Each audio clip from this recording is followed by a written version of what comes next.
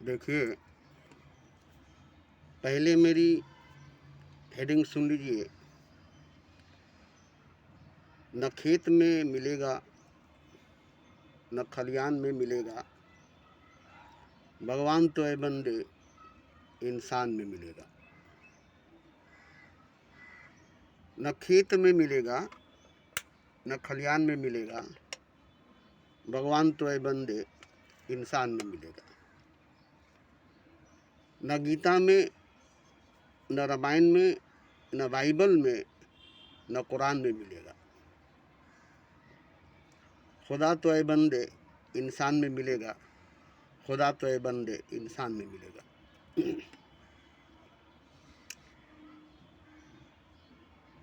तेरा साईं तुझ में है, खोज सके तो खोज।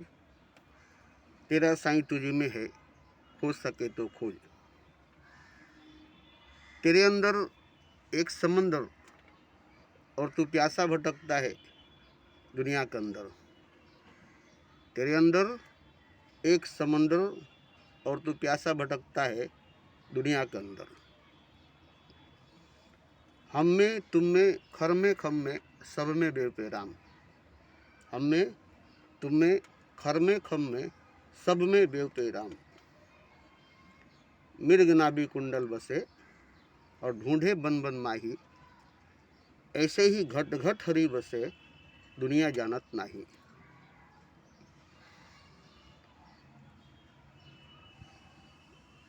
अब देखिए, ये तो बातें जो मैंने कही, ये मेरी अपनी निजी बात नहीं थी। ये किसी न किसी की कही हुई, किसी न किसी की लिखी हुई बात है, जिसको मैं याद करके रखा था, जो बहुत काम आती है, जो बहुत काम आती है। इसको मैं हमेशा बोलता हूँ, मेरी हर वीडियो में कहीं ना कहीं इन सब बातों को सुनेंगे। तो देखिए, क्लियर बात इसमें है, क्लियर बात इसमें है कि खुदा कहाँ मिलेगा और खुदा किस में मिलेगा।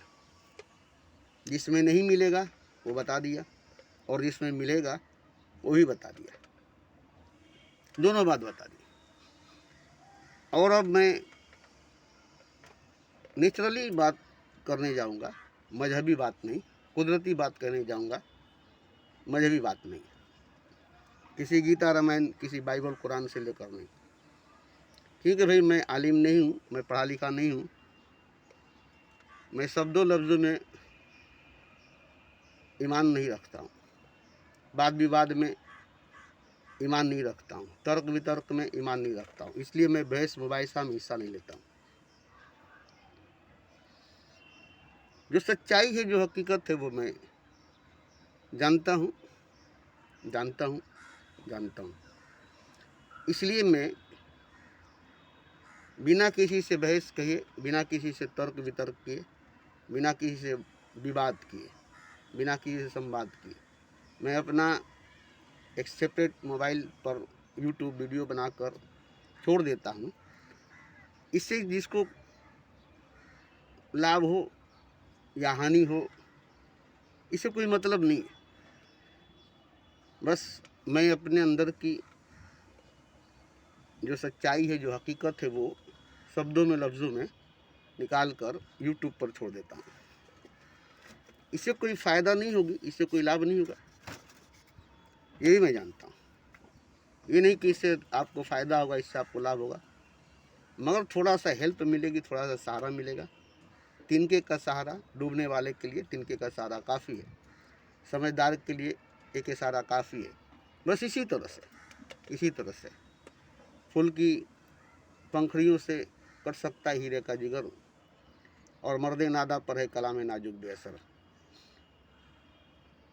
तो बहुत सी बातें नाजुक है, कलाम नाजुक है, जो नादान पर असर नहीं करेगी। शबनम गिरे पत्थर पर क्या, फूलों पर गिरेगी तो कुछ बात होगी, कमल पर गिरेगी तो कुछ बात होगी, अगर पत्थर पर गिरेगी तो कोई बात नहीं है। इसी तरह से पत्थर दिल इंसान ऐसे तो हमारी नज़र में हर कोई मुर्दा है, हर कोई मुर्दा है, और मेरी बात मुर्दों पर असर नहीं करेगी, मेरी बात मुर्दों पर असर नहीं करेगी।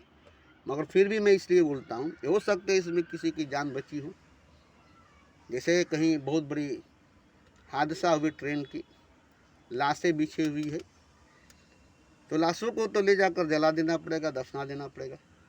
मगर उसमें जो किसी की सांस चल रही है, जो जीने के लायक है, उसको उठा लिया जाएगा। वहाँ उसी को चुना जाएगा जो इस लाशों के ढेर में सांस लेने वाला, बचने वाला है, तो उसको उठाओ। और जो मर चुका है, जिसकी सांसें टूट गई है, उसको झोंक दो आग में। तो ठीक इसी तरह से इन मुर्दों की बस्ती में, इन मुर्दों की शहर में, इन मुर्दों की दुनिया में कोई ना कोई कहीं ना कहीं सांस लेता हुआ मिलेगा, और ये मेरी बात उसको दवा की तरह काम करेगी। ये बात मेरी उसको दवा की तरह काम करेगी, और धीरे धीरे धीरे धीरे उसको जैसे जैसे इस बात को अपने अंदर उतारेगा, वैसे वैसे उसके अंदर की ताकत जागेगी, शक्ति, पावर, ऊर्जा जागेगी। इसलिए इसी उम्मीद पर, इसी भरोसे पर मैं रोज़ वीडियो बनाकर छोड़ता हूँ, वीडियो बनाकर बोलता हूँ। तो देखिए, मैं जो बताने चाहता हूँ, एक चीज़ तो नाग के अंदर मणि है और जहर भी है, दोनों चीज़ें। इच्छाधारी नाग है, मगर उसके अंदर मणि है, मगर उसके अंदर जहर भी तो है। जहर उसकी हिफाजत के लिए है, जहर उसकी हिफाजत के लिए है। अगर जहर नहीं रहेगी उसके अंदर, तो अपनी मणि का हिफाजत नहीं कर सकेगा। तो अपनी हिफाजत के लिए उसने जहर को रखा है, बचा कर रखा है, और बाकी जहर को मणि बना दिया, और अपनी हिफाजत के लिए, अपने जीने के लिए थोड़ी सी जहर रख दिया, जिससे अपनी हिफाजत, अपनी सुरक्षा कर सकेगा। बाकी जहर को मणि बना दिया, बाकी जहर को मणि बना दिया 1000 वर्ष तपस्या करने के बाद। तो कहने का मेरा मतलब है कि उसके पास 1000 वर्ष की हुई तपस्या का फल एक मणि है, जो 1000 वर्ष तक एक गुफा में जा कर के, एक बिल में जा कर के तपस्या किया, अपनी जहर को जब्त किया, जमा किया, इकट्ठा किया, और उसको मणि बना दिया। अब उस मणि के जरिए वो खुद को इंसान बना सकता है, खुद को मनुष्य बना सकता है। बस इसी वजह से उसने 1000 वर्ष तपस्या की कि हम एक इंसानी ज़िंदगी जीना चाहते हैं, हम मनुष्य की जीवन जीना चाहते हैं। इसके लिए मुझे क्या करना पड़ेगा? तो इसके लिए तुम्हें साधना, तपस्या करनी पड़ेगी 1000 वर्ष तक। उसके बाद तुम्हारे अंदर की जितनी जहर है, वो सब एक शक्ति के रूप में, एक मणि के रूप में तुम्हारे मस्तिष्क पर, तुम्हारे माथे पर जमा हो जाएगी। उसके बाद तुम उससे जो भी रूप चाहोगे बदल लोगे, और मनुष्य जीवन जी लोगे। तो सांप को जब मनुष्य बनने की ख्वाहिश पैदा हुई, इंसान बनने की ख्वाहिश पैदा हुई, मनुष्य जीवन, इंसान जीवन जीने की जब ख्वाहिश पैदा हुई, तो उसने अपने गुरु से कहा। तो गुरु ने बताया कि भाई वो तो सकता है, मगर इसके लिए तुम्हें 1000 वर्ष तक तपस्या करनी पड़ेगी। तो बोला ठीक है, मुझे मनुष्य जीवन जीने के लिए, इंसानी ज़िंदगी जीने के लिए 1000 वर्ष तपस्या करनी पड़ेगी, तो हम करेंगे। तो 1000 वर्ष तपस्या करने के बाद मनुष्य जीवन जिया, इंसानी ज़िंदगी जिया, अपने ही जहर को अमृत बनाया, अपने ही जहर को मणि बनाया। अब उस 1000 वर्ष की तपस्या का फल उसे जो मिला है, अब कोई सपेरा उसको छीनना चाहेगा, तो क्या वो अपना 1000 वर्ष की तपस्या का फल दे देगा? कोई तांत्रिक, कोई साधु, कोई ओघड़ वगैरह, कोई सपेरा उस मणि के लिए उसे मारेगा, उसे छीनेगा, तो क्या वो अपना मणि उगल देगा कि लड़ेगा, जहर फेंकेगा? तो इसी तरह से वो अपनी मणि की हिफाजत करेगा, अपनी मणि की रक्षा करेगा। मगर एक चीज़ है कि वो मणि खुद ब खुद लाकर उगल देगा, ऐसी बात है। ऐसी ही बात है कि वो मनी वो खुद ब खुद लाकर उगल देगा, जो 1000 बरस तपस्या करने के बाद हासिल किया है उसको तुम्हारे चरणों में, तुम्हारे कदमों में ला कर रख देगा। उसे मांगनी नहीं पड़ेगी, उसे छीननी नहीं पड़ेगी, उसको मारनी नहीं पड़ेगी, बस उससे मोहब्बत करनी पड़ेगी, प्यार करनी पड़ेगी। तब वो मोहब्बत में, प्यार में मोहित होकर वो अपना 1000 बरस की तपस्या का फल जो मनी है वो तुम्हारे चरणों में लाकर डाल देगा। क्योंकि तुमको तो मनी मिल गई और उसको मनी से बड़ा चीज़ मोहब्बत है जो वो उसको मिल गया।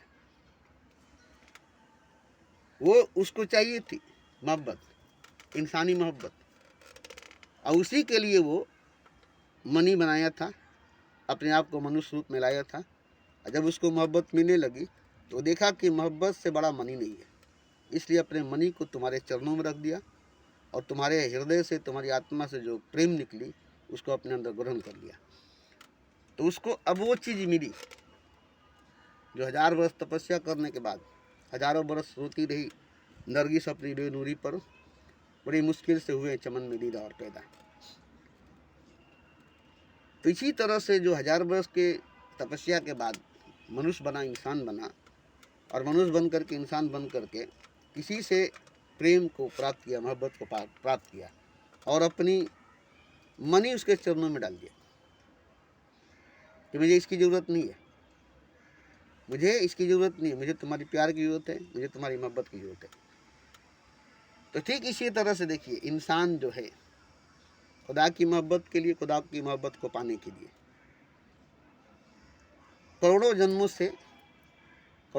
से तपस्या करते आ रहा है। इंसान बनने के लिए, मनुष्य बनने के लिए करोड़ों यूनियों से गुजरता चला आ रहा है, खुदा से मिलने के लिए, खुदा को पाने के लिए, खुदा के पास जाने के लिए, खुदा से मोहब्बत करने के लिए, खुदा की मोहब्बत पाने के लिए। तो इसकी एक लंबी सफ़र है, एक लंबा सफ़र है। करोड़ों जन्मों में तपस्या किया, साधना किया और मनुष्य जन्म लिया, इंसानी जन्म लिया। उसकी टारगेट यही थी खुदा को पाना, खुदा की मोहब्बत को पाना। मगर यहाँ आने के बाद यही आखिरी सीढ़ी है, यही आखिरी चोटी है, यही आखिरी द्वार है। मगर ये बहुत माया जाल से भरी हुई है, ये बहुत माया जाल से भरी हुई है। अब इसको पार करना है, अब इसको पार करना है। मनुष्य एक बहुत बड़ा माया है, इंसान एक बहुत बड़ा माया है। अब हर यूनियों से तो गुजर कर आ गया, मगर इसमें से गुजर कर अगर जो निकल जाएगा तो ईश्वर को, खुदा को पालेगा, क्योंकि यही सबसे बड़ी माया जाल है, इसी में सबसे बड़ी माया जाल है। अब इसको पार करेगा तो खुदा को पालेगा। मगर इसमें आकर के, क्योंकि एक लंबी सफ़र तय किया है, एक लंबा सफ़र तय किया है, इसलिए एक थकावट सी महसूस होती है, एक थकान सी महसूस होती है। बस इसमें आराम से आकर के सो जाता है,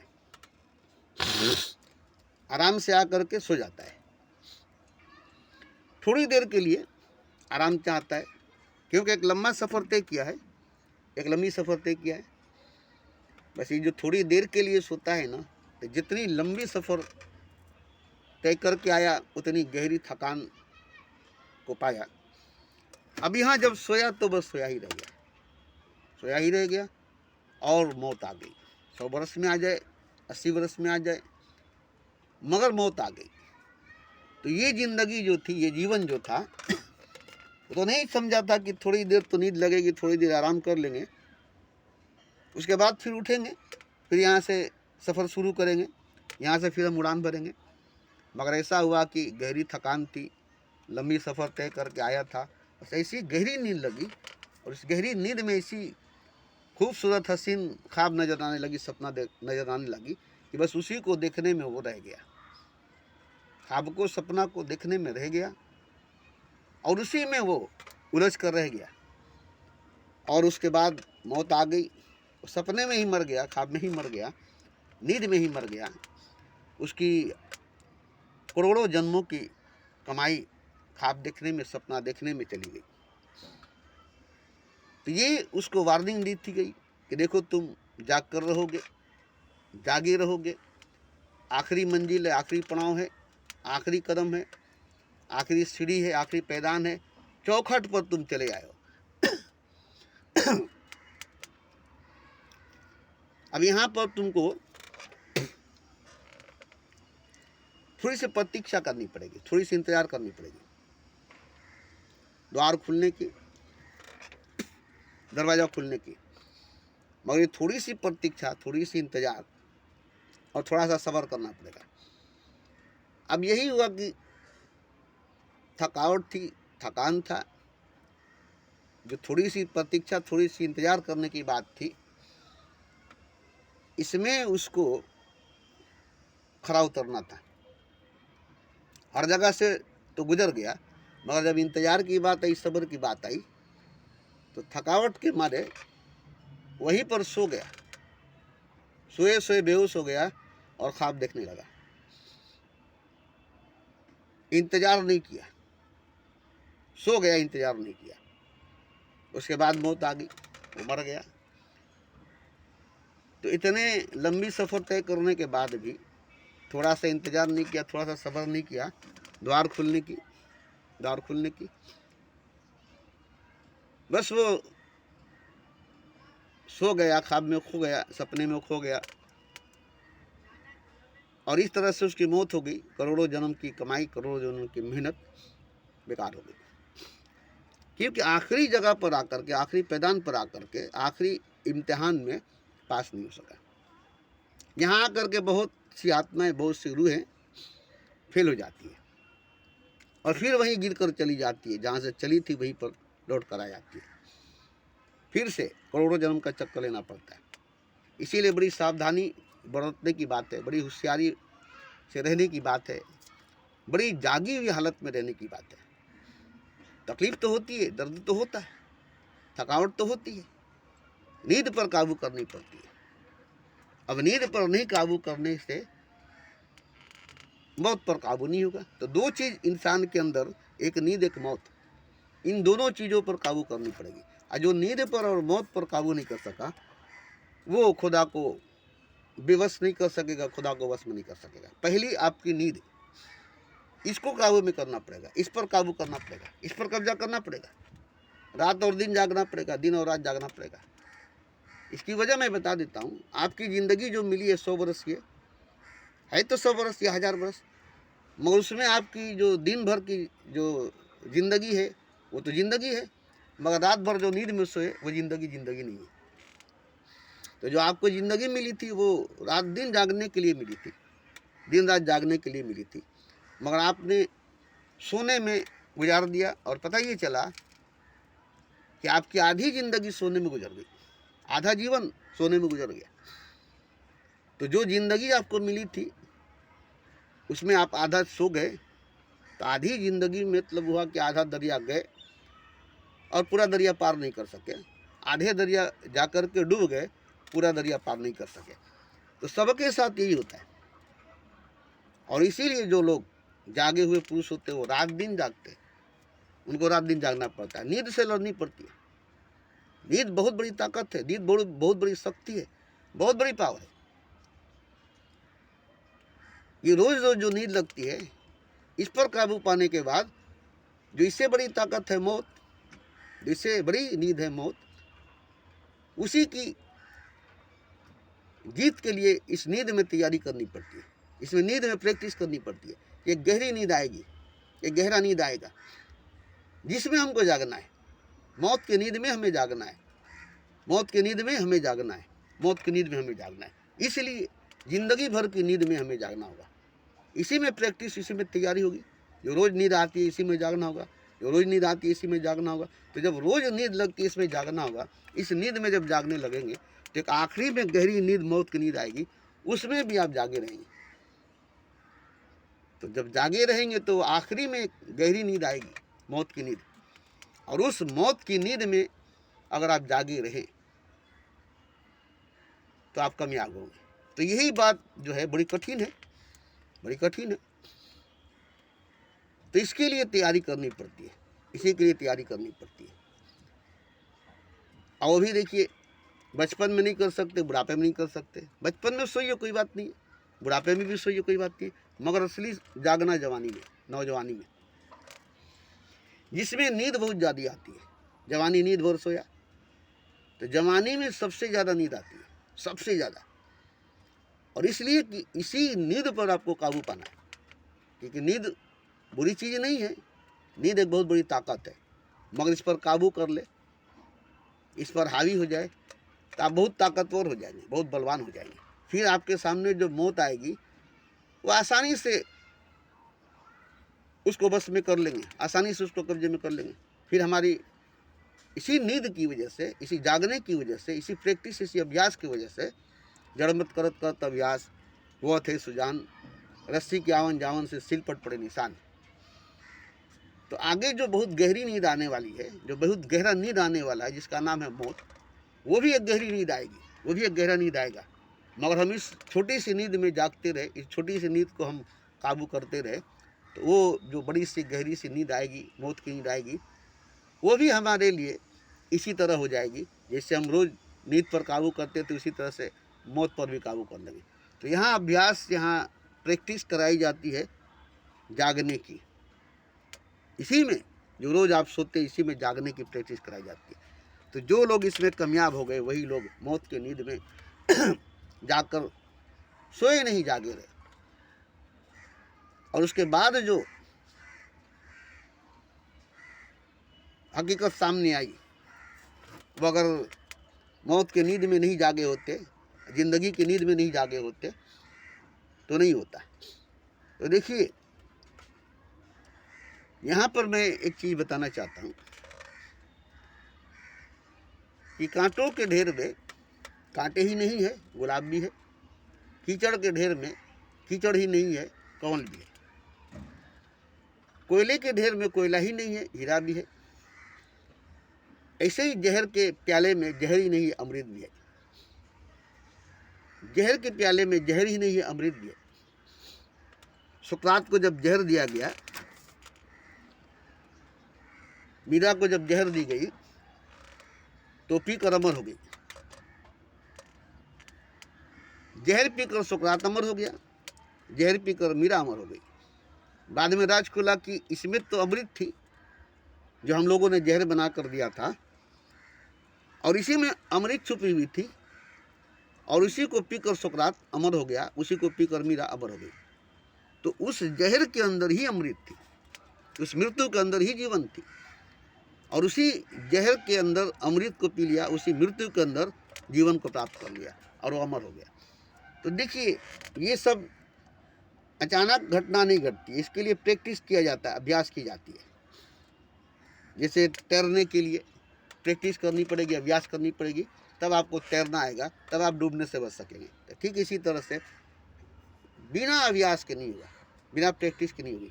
बहस करने से नहीं होगा, तर्क वितर्क करने से नहीं होगा, मुबाहिसा करने से नहीं होगा, और किसी के ऊपर उंगली उठाने से, किसी के ऊपर कीचड़ उठाने से, किसी के ऊपर पत्थर उठाने से, किसी के ऊपर तलवार उठाने से, ये सब करने से नहीं होगा, ये सब करने से नहीं होगा। तो देखिए, मैं यही जानता हूँ, और ये मैं जाना हूँ कि हर जहर के अंदर अमृत है, हर कीचड़ के अंदर कमल है, हर कांटों के अंदर गुलाब है, हर कोयले के ढेर में हीरा है। अब रही बात की, ज़्यादातर लोगों के हाथों में कीचड़ ही लगी, कमल नहीं लगा, कांटे ही लगी, गुलाब नहीं लगा, कोयले ही लगी, हीरा नहीं लगा।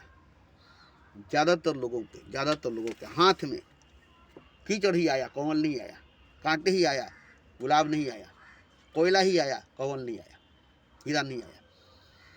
क्योंकि कहावत में है कि सोना बहाई जाए कोयला पर छापा, सोना बहाई जाए कोयले पर छापा। हम छापा मारे हैं कोयले पर, तो कोयला ही ना हाथ आएगा। हम छापा मारे हैं कीचड़ पर, तो कीचड़ ही ना हाथ आएगा। हम छापा मारे हैं कांटों पर, तो कांटा ही ना हाथ आएगा। देखिए, बड़ी भारी गहरी खोज से पता चला है।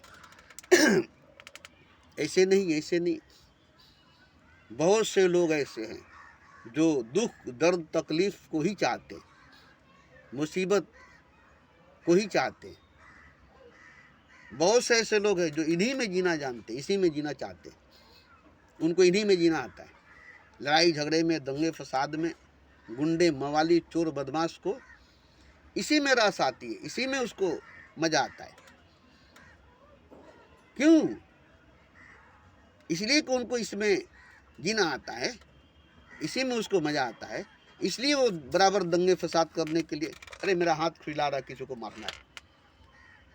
बहुत से ऐसे लोगों को, मुजरिमों को पकड़ा गया, उसे मालूम क्या कि तुमने इतना खून क्यों किया? तो बोला हमने तो एक ही खून करने की इरादा की थी, हमारे साथ ऐसा हुआ था, इसलिए हमने खून किया था। मगर एक खून करने के बाद हम भागने लगे, हमें नींद नहीं आनी थी, हमें नींद नहीं आती थी, इसलिए हमें जब ज़्यादा दिनों के बाद जब नींद आना बंद हो गई तो हमें बड़ी तकलीफ़ होने लगी। उसी तकलीफ़ के दौरान हमने एक और खून कर दिया। तो जब एक और खून कर दिया तो हमें नींद आने लगी। तब नींद आने लगी एक खून करने की वजह से, तो फिर हम इसी तरह से जब जब हमें नींद नहीं आती थी तब तब हम किसी न किसी को मार देते थे। उसके बाद हमें बहुत गहरी नींद आती थी। तो पहले नींद नहीं लगी इसलिए हमने खून करना शुरू किया, मगर पहला जो खून किया वो बदले की भाव में था, वो बदला लेने के लिए मैंने खून किया। उसके बाद जो खून हमने किया वो नींद नहीं आने की वजह से हम नींद पाने के लिए हम खून करते चले गए। खून करने के बाद हमें नींद आ रही थी, तो सोने के लिए मुझे खून करना पड़ता था। तो उसको उसमें नींद आने लगी ना, खून करने में, कत्ल करने में उसको नींद आने लगी, तो उसने खून करना शुरू कर दिया, कत्ल करना शुरू कर दिया। तो इसी तरह से गुंडे मवालियों को दंगा करने में, फसाद करने में पैसा मिलता है। बहुत से सियासतदान, बहुत से पार्टी के लोग गुंडे मवालियों को पालते हैं, दंगा फसाद कराते हैं, काफ़ी पैसा देते हैं, खून कराते हैं, सुपारी देते हैं। तो ऐसे लोगों को, खून करने वाले खूनी लोगों को पैसा मिलता है, और वो पैसे के लिए पेशावर मुजरिम बन जाते हैं। अब वो पैसे के लिए खून कर देते हैं, किसी का भी खून कर सकते हैं, तो उनका वो पेशा बन गया, उनका वो पेशा बन गया। तो इसी तरह से किसी की पेशा बन जाती है, दुख दर्द तकलीफ में जीना उनको आ जाता है। इसीलिए वो हमेशा दुख देते हैं दूसरे को ताकि हमें दुख मिले, दर्द देते हैं दूसरे को ताकि हमें दर्द मिले। देखिए, मैं सच्चाई बताता हूँ, हकीकत बताता हूँ। कुछ लोग दर्द को चाहते हैं, दर्द भरी गीत सुनना चाहते हैं, दर्द भरी आवाज़ सुनना चाहते हैं। आप कहीं बैठिए, किससे कहानी कीजिए, दुख भरी गीत, दुख भरी बात अगर कहेंगे तो देखिएगा लोग कैसे वहाँ पर बैठकर सुनना चाहेंगे। एक दूसरे का दुख कैसे अपना बयान करेंगे, मेरा भी ये दुख है, मेरी भी तकलीफ़ है। तो वहाँ देखिएगा कि दुख की जहाँ चर्चा होगी वहाँ दुखी लोग इकट्ठे होने लगेंगे और सब अपनी अपनी दुख करने लगेंगे, अपनी अपनी दुख बोलने लगेंगे। इस तरह से उनका दुख हल्का होता है, दुख शेयर होती है, और उनको लगता है कि हमारा दुख कम हो गया। तो इस तरह से बहुत से लोग हैं। फिल्मों में देखिए, ज़्यादा मार धाड़ वाली फिल्म बहुत ज़्यादा चलती है। क्यों ज़्यादा चलती है? उसमें ज़्यादा दुख दिखाया जाता है, ज़्यादा तकलीफ दिखाई जाती है, ज़्यादा मार काट दिखाया जाता है। तो ये फिल्म बहुत ज़्यादा चलती है, ये सब फिल्म बहुत ज़्यादा चलती है। तो इसी तरह से जहाँ झगड़ा हुआ, दो फरीक लड़ रहे ना, किसी को बुलाना नहीं पड़ेगा, वहाँ लोग इकट्ठे हो जाएंगे, जमा हो जाएंगे अपने आप, किसी को आवाज़ देकर नहीं बुलाना पड़ेगा, बस सुनेंगे झगड़ा हुआ। अब वहाँ पर देखिए कि दो फरीक लड़ रहे थे, वहाँ 200 लोग जमा हो गए। क्यों जमा हो गए? वो झगड़ा देखने के लिए, क्योंकि उसमें उनको रस मिलती है, उसमें उनको मज़ा मिलता है। वो लड़ते नहीं, लड़ाई देखते। खेल देखने वाले मैदान में खेल देखने जाते, क्रिकेट देखने वाले क्रिकेट देखने जाते, सिनेमा देखने वाले सिनेमा देखने जाते, तमाशा देखने वाले तमाशा देखने जाते। इसी तरह से अगर किसी को रस नहीं मिलेगा, मज़ा नहीं मिलेगी, लज्जत नहीं मिलेगा, तो वहाँ पर नहीं जाएगा जहाँ पर शहद है, चीनी है, मिठास है, वहीं पर चींटी लगेगी। वहाँ पर फिटिकरी रखा हुआ है, जहाँ पर मिर्च रखी हुई है वहाँ पर चूंटी कभी नहीं लग सकेगी। जहाँ पर फिटिकरी रख दीजिए और एक जगह मिश्री रख दीजिए, तो देखिएगा मिश्री के पास चूंटियाँ घेर लगी चारों तरफ, मगर फिटकरी के पास एक भी चूंटी नहीं आएगी। एक भी चोटी नहीं आएगी। इसी तरह से रस नहीं मिलती अगर तो दो फरीक लड़ते हैं। WWF में जो लड़ाइयाँ होती है वो लोग जो लड़ते हैं ऐसे देखने वाले बहुत है। WWF जो प्रोग्राम होती है, कुश्ती जो होती है, क्यों देखने लेके जाते हैं? दो फरीक में लड़ाई होती है, क्यों देखने जाते हैं? मुगल आजम में बाप बेटे में लड़ाई हुई, बस वही सबसे बड़ा मुद्दा था मुगल आजम की। तो कुछ रस है, कुछ लज्जत है, शराब में नशा है, बस मज़ा है, पीते हैं। हालांकि उसके पीने से फेफड़ा खराब हो जाती है। सिगरेट पीने से नशा होती है मगर उसके पीने से फेफड़ा खराब होती है। पान पराग खाने से नशा होती है मगर उसके खाने से फेफड़ा खराब हो जाती है। तो एक नशा वाला इंसान जिसको नशा चाहिए वो पैसा दे करके नशा करेगा, भले उसकी फेफड़ा खराब हो जाएगी, उसका दिल खराब हो जाएगा, उसका गुर्दा खराब हो जाएगा, मगर उसके दिमाग में जो कीड़ा काटती है, उसके जहन में जो कीड़ा काटता है, वो कीड़ा जो है शराब चाहती है, नशा चाहती है। बस उसी कीड़े को शांत करने के लिए वो अपने पैसे से शराब लाता है, सिगरेट लाता है, गांजा लाता है, अफीम लाता है, नशा का सामान लाता है और वो अपने मिजाज को शांत करता है और अपने अंदर कलेजे को जलाकर काला कर देता है। तो किसको बोलिएगा, किसको मना कीजिएगा? इसी तरह से देखिए, हर चीज़ में अच्छाई है, हर चीज़ में बुराई है। दोनों चीज़ दुनिया में दिन और रात दोनों है। इसी तरह से अच्छाई और बुराई दोनों है। और एक चीज़ तो सच्चाई यही है, हकीकत यही है कि जो इंसान जो देखना चाहता है वही देखने के लिए जाता है, जो सुनना चाहता है वही सुनने के लिए चाहता है, जो पाना चाहता है वही पाने के लिए जाता है। पहले ही से घर से निकलता है, हमें ये देखना है, हम ये देखने के लिए जाएंगे, हम ये सुनना है, हम ये सुनने के लिए जाएंगे। दिल में ये बात रख कर के जाता है कि हमें तो ये देखना है। एक तस्वीर लेकर जाता है, हमें ये देखना है, हमें ये सुनना है, हमें ये पाना है। और वहाँ जा कर के वही सुनना चाहता है जो उसको सुनना है, मगर वो अगर सुना ही नहीं दिया तो बोला बेकार हो गया ना, क्योंकि जिस बात को सुनने के लिए आए थे वो बात ही नहीं हुआ, जिस चीज़ को देखने के लिए आए थे वो चीज़ ही नहीं हुआ, जिस चीज़ को पाने के लिए आए थे वो चीज़ ही नहीं मिला, जिस काम को करने के लिए आए थे वो काम ही नहीं हुआ। तो देखिए, सभी जगह जाते हैं लोग सुनने के लिए और कहने वाले भी आते हैं कहने के लिए। दोनों के अंदर एक भावना होती है कि हम कुछ सुनाएंगे,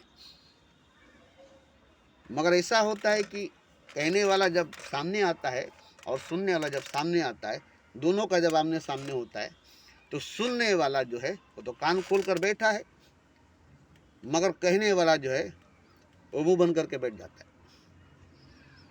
सामने वाले को जो सुनने आए हैं उनको देख करके नाप लेता है कि ये लोग क्या सुनना चाहते हैं, ये लोग क्या सुनना चाहते हैं। और देखिए, अभी इस दौर में जिस चीज़ की ज़रूरत है वो आपके पास अगर है तो उसकी बहुत कीमत मिलेगी। अभी इस दौर में जिस चीज़ की बहुत ज़रूरत है वो चीज़ अगर आपके पास है तो आपको बहुत कीमत देगी, बहुत कीमत देगी। मगर जो चीज़ की ज़रूरत इस दौर में नहीं है वो चीज़ आपके पास बहुत है मगर उसकी कोई कीमत नहीं देगी, उसकी कोई कीमत नहीं देगी। तो चीज़ महंगा है आपके पास, कीमती है, अनमोल है, कोई नहीं उड़ रहा है, मगर उसको आप बेचने जाएंगे तो किसी के पास उसकी कीमत नहीं है, कोई उसका कीमत नहीं दे सकेगा, वो लेकर बेकार हो जाएगा, लेकर बेकार हो जाएगा। मगर ऐसी चीज़ चाहिए जिसकी कीमत आपको मिल जाए, जिसकी कीमत आपको मिल जाए। तो ज़रूरत अभी जिस चीज़ की है वो चीज़ अगर आपके पास है तो वो आपको अच्छी कीमत देगी, अच्छी कीमत देगी। इसी तरह से देखिए, अभी किस चीज़ की ज़रूरत है, अभी किस बात की ज़रूरत है, कौन सी बात सुनना चाहते हैं। ऐसे लोग अगर मिल जाए जो अभी का समाज सुनना चाहता है, ऐसे लोग अगर मिल जाए जो समाज के मुताबिक बात करना जानते हैं। जैसे कोई स्टेज पर चढ़ा और बड़ी भीड़ है खसाखस, मगर सब भीड़ के तरफ से एक ही गीत की फरमाइश आए और वो गीत अगर गा देगा तो नोटों की बौछार उस पर पड़ने लगेगी, नोटों की माला उसके ऊपर पड़ने लगेगी, क्योंकि समाज उस गीत को सुनना चाहती थी और आपने उस गीत को गाकर सुना दिया। तो आपने समाज की मांग को पूरा किया, समाज की मांग को पूरा किया, इसलिए समाज ने आपको सर पर बिठा लिया, इसलिए समाज ने आपको सर पर बिठा लिया। लेकिन जो समाज की मांग नहीं है, जो समाज मांगती नहीं है, वो चीज़ अगर ला कर देंगे, वो चीज़ अगर ला कर देंगे तो बोलेंगे हमें इसकी तो मांग नहीं थी, हमें इसकी तो ज़रूरत नहीं थी, हमें ये नहीं चाहिए, हमें ये नहीं चाहिए, बस वो लोग भाग जाएंगे। ऐसे ही मोहम्मद के साथ हुआ। जब भी वो इकट्ठा करते थे लोगों को, जमा होते थे, तो उनकी सारी बातें सुनते थे सब, और जब भी खुदा की बात बोलते थे तो वो लोग चले जाते थे, नहीं नहीं हमें ये सब बात नहीं सुननी है, नहीं नहीं हमें ये बात नहीं सुनना है। ऐसे मोहम्मद सच बात बोलते हैं, हकीकत बात बोलते हैं, और जब इकट्ठा करते हैं तो सभी लोग आते हैं, इधर उधर की सच्ची बातें, सच्ची घटनाएं बोलते हैं, तो सब लोग सुनते हैं। मगर अभी जो खुदा कह रहा है, इस वक्त जो खुदा कह रहा है, अगर ये कहते हैं तो सब लोग भाग जाते हैं, क्योंकि उनके खुदा के खिलाफ, क्योंकि वो लोग बुतप्रस्त थे, तो काफिर थे, वो लोग गुमराह थे। अब यहाँ जब खुदा की बात होती थी तो सब छोड़कर चले जाते थे, सब छोड़कर चले जाते थे, खुदा की बात सुनना नहीं चाहते थे, खुदा की बात सुनना नहीं चाहते थे। अब बताइए कि खुदा की बात सुनना नहीं चाहते क्यों? इसलिए कि पहले से उनके पास एक खुदा है, पहले से ही उनके पास एक खुदा है जिसकी बात ये सुनते चले आए। अब ये नए खुदा की बात सुनना, उनके पास तो ऑलरेडी एक खुदा है, काबे के अंदर 365 बूथ है, उनका तो ऑलरेडी एक भगवान है जिसकी पूजा करते हैं, जिसकी श्रद्धा करते हैं। अब अगर कहेंगे देखो वो खुदा नहीं है, वो पत्थर है, वो मूर्ति है, वो बूथ है, खुदा नहीं है, तब उन लोगों को तो बुरा लगेगा ना कि तुम मेरे खुदा को पत्थर, मूर्ति, बूथ कह रहे हो। तो वहां पर उस जगह पर खुदा को लाकर हाजिर करना पड़ेगा, जाहिर करना पड़ेगा कि देखो ये खुदा है, देखो ये खुदा है। तब ही कोई बुत परस्त बुत को तोड़ेगा, काफिर बुत परस्ती को छोड़ेगा। जब उसे असली खुदा नजर आ जाएगा, हकीकी खुदा नजर आ जाएगा, तब वो कहेगा अरे अरे अरे अभी तक हम काफिर थे, अभी तक हम बुत परस्त थे, बुतों की पूजा करते थे, अब तो खुदा हमारे सामने जाहिर हो चुका है और यही खुदा है। तो खुदा को जब तक जाहिर नहीं किया जाएगा तब तक बुत परस्ती, कुफ्र को ख़त्म नहीं किया जाएगा। अब रहा कि मोहम्मद के पास खुदा था, मोहम्मद ने खुदा को पाया था, तभी ना खुदा की बात की थी, मैं हीरा को पाया हूँ, और आप लोग हीरा समझकर पत्थर को अपना कर बैठे, और असली हीरा मेरे पास है, तो मैं निकाल कर दिखाऊंगा ना, देखो मेरे पास जो हीरा है ये असल में हीरा है, तुम्हारे पास जो हीरा है वो नकली हीरा है। तो असली नकली की पहचान करानी पड़ेगी, असली नकली की पहचान करानी पड़ेगी, तो पता चलेगा कि नहीं नहीं हम लोग इतने दिनों तक नकली हीरा लेकर घूम रहे थे और असली हीरा तो इसके पास है। तो असली हीरा ये होता है, तो असली खुदा ये होता है। तो जब आपको असली खुदा मिल जाएगा तब आएंगे समाज में कि देखो हमने खुदा को ढूंढा, हमने खुदा को तलाशा, हमने खुदा को पाया, ये खुदा है। अब तुमने ढूंढा नहीं, तलाशा नहीं, पाया नहीं, अपने मन गढ़ंत खुदा बना लिया, अपने ख्याली खुदा बना लिया, ख्याली पुलाव बना दिया। तो जो ख्याली पुलाव बना लिया वो ख्याली बर्तन भी बना सकता है। ख्याली पुलाव बनाने वाला ख्याली पुलाव खा भी सकता है, मगर जो ख्याली पुलाव खाते आया है, ख्यालों में पुलाव खाते आया है, उसकी तो पेट नहीं भरी है ना, वो तो भूखा है ना। मगर उसके सामने अगर असली पुलाव ला कर रख दिया जाएगा तो क्या वो ख्याली पुलाव में ही फंसा रहेगा? कहेगा नहीं हम ख्याली पुलाव खाकर अपना पेट भर लेते हैं। वो तो कहेगा अरे बाप हम इतने दिनों से भूखे थे, ख्याली पुलाव पकाकर हम ख्याली ही में पुलाव खा लिया करते थे, हमें तो एक दाना मुयस्सर नहीं हुई, हमें तो एक दाना नसीब नहीं हुई आज तक, क्योंकि हम ख्याली पुलाव पकाते थे और ख्याली पुलाव खाते थे। आज हमें असली पुलाव मिला है, तो असली पुलाव खाकर देखेगा तो उसके ख्याली पुलाव से अलग नहीं होगा, असली पुलाव को खाकर देखेगा तो उसकी ख्याली पुलाव से अलग नहीं होगा। इसी तरह से असली हीरा को हाथ में उठाकर देखेगा तो उसके नकली हीरा में फ़र्क नहीं आएगा। वो खुद ही अपनी नकली हीरा को उठाकर फेंक देगा और बोलेगा नहीं नहीं, इसको हम इतना दिन तक ढो रहे थे, इसकी वजन बर्दाश्त कर रहे थे, इसको हम बर्दाश्त कर रहे थे, नकली नहीं असली समझकर, मगर ये तो नकली निकल गई। और जब नकली निकल जाएगी ना तो वो बोझ बन जाएगी। असली हीरा है इसलिए वो बोझ नहीं लग रही है, असली खजाना है इसलिए वो बोझ नहीं लग रही है। एक गागर में आपको हीरा जवाहिर भर करके दिया जाए और कहा जाए कि इसको खोलना मत, इसे खोलना मत, तो आप अगर उससे हीरा जवाहिर भरी हुए गागर को लेकर चलेंगे तो कहीं ना कहीं जाकर पता चलेगा कि जरा देखे तो, अब बहुत दूर आ गए, बहुत दूर हो गए, तो कहीं ना कहीं देखेंगे जरूर।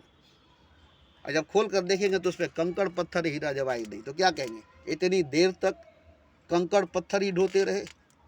आज अगर हम खोल कर नहीं देखते तो यही हम घर ले जाते ना। तो हमें कंकड़ पत्थर हीरा जवाहिर बोल कर दिया गया था और हम कंकड़ पत्थर को हीरा जवाहिर समझ कर ले लिए थे, और इतने देर तक, इतने दूर तक हम इसको अपने कंधे पर ढोते रहे, हमारा कंधा भी दर्द करने लगा। उठाकर फेंक देंगे ना कि फिर उसको ढोते चलेंगे, उठाकर फेंक देंगे, भले ही कुछ नहीं लेके चलेंगे मगर उसको उठाकर जरूर फेंक देंगे, क्योंकि आपके पास हीरा नहीं है। अब आपके पास हीरा नहीं है, ठीक है, अब आपके पास असली हीरा भी नहीं है, ठीक है, मगर आप नकली हीरे को कंधे पर नहीं ढोएंगे, कम से कम कंधे को तो हल्का करेंगे ना, उसे उठाकर फेंक देंगे, हल्का होकर चलेंगे। तो इसी तरह से अगर आपको मालूम हो जाए कि ये सब नकली है, खुदा असली खुदा नहीं है, भले ही हमें असली खुदा नहीं मिला है, भले हमने असली खुदा को नहीं पाया है, मगर असली खुदा समझकर जिसको हमने अपनाया है, असली खुदा समझकर जिन बुतों को हमने अपनाया है, मालूम हो गया कि ये तो असली खुदा नहीं है, तो आप अपने ही पैरों से लात से मार मार कर उसको तोड़ देंगे। जिसको आप जिंदगी भर सजदा करते आए, आपके बाप दादा जिंदगी भर सजदा करते रहे, फूल माला चढ़ाते रहे, उसको आप अपने पैरों के ठोकर से मार मार करके तोड़ देंगे। इसलिए कहा गया है कि जिस बुत में अंदाजे खुदा नजर आए उसे तोड़ दो। तोड़ने को कहा गया, जिस बुत में अंदाजे खुदा नजर आए उसे तोड़ दो। अगर वो खुदा होगा तो नहीं टूटेगा, अगर वो खुदा नहीं होगा तो टूट जाएगा। तो मना नहीं किया गया है तोड़ने को बुत को, बुत को तोड़ने को कहा गया है कि जिस बुत में अंदाजे खुदा नजर आए उस बुत को तोड़ दो। अगर वो खुदा होगा तो नहीं टूटेगा, तुम टूट जाओगे, वो नहीं टूटेगा, और अगर खुदा नहीं होगा तो वो टूट जाएगा, तुम बच जाओगे, तुम बच जाओगे, टूट जाएगा। जैसे कोहिनूर हीरा है, और जितने हीरे हैं उसको अगर हथौड़ा से तोड़ेंगे तो टूट जाएगा, मगर कोहिनूर हीरा को अगर हम्बर से भी मारेंगे, हम्बर मशीन के नीचे रख करके उसे तोड़ेंगे तो नहीं टूटेगा। भले हम्बर टूट जाएगी मगर कोहिनूर हीरा नहीं टूटेगा, क्योंकि कोहिनूर हीरा बनावटी चीज़ है। बड़े बड़े ऋषि मुनियों ने अपनी अपनी शक्ति को एक कुंज में, एक घड़े में रखा, तो सबकी शक्ति इकट्ठा एक घड़े में जमा हुई, वही कोहिनूर हीरा बन गई। तो कोहिनूर हीरा जो है वो शक्ति की कुंज है, शक्ति की गागर है। अब उस पर कोई भी शक्ति काम नहीं करेगी, कोई भी मंत्र तंत्र, कोई भी बम बारूद उसके ऊपर काम नहीं आएगा, क्योंकि वो शक्ति हो पावर है। तो इसी तरह से देखिए, आपको परखने की इजाज़त दी गई है कि परखो, असली नकली की पहचान करो, धोखे में मत रहो, धोखे में मत रहो। तो तुम्हें असली खुदा मिल गया है तो तुम नकली खुदा को नहीं रखोगे, उसे उठाकर फेंक दोगे। लेकिन तुम्हें असली खुदा नहीं मिला है, मान लो कि तुम्हें असली खुदा नहीं मिला, तो तुम क्या करोगे, नकली खुदा को ही लेकर चलोगे, नकली खुदा को ही लेकर चलोगे, उसी की श्रद्धा, उसी की पूजा करोगे। अरे कम से कम उसकी पूजा, उसकी श्रद्धा से तो निजात पालोगे, भले ही तुम्हें असली खुदा नहीं मिला।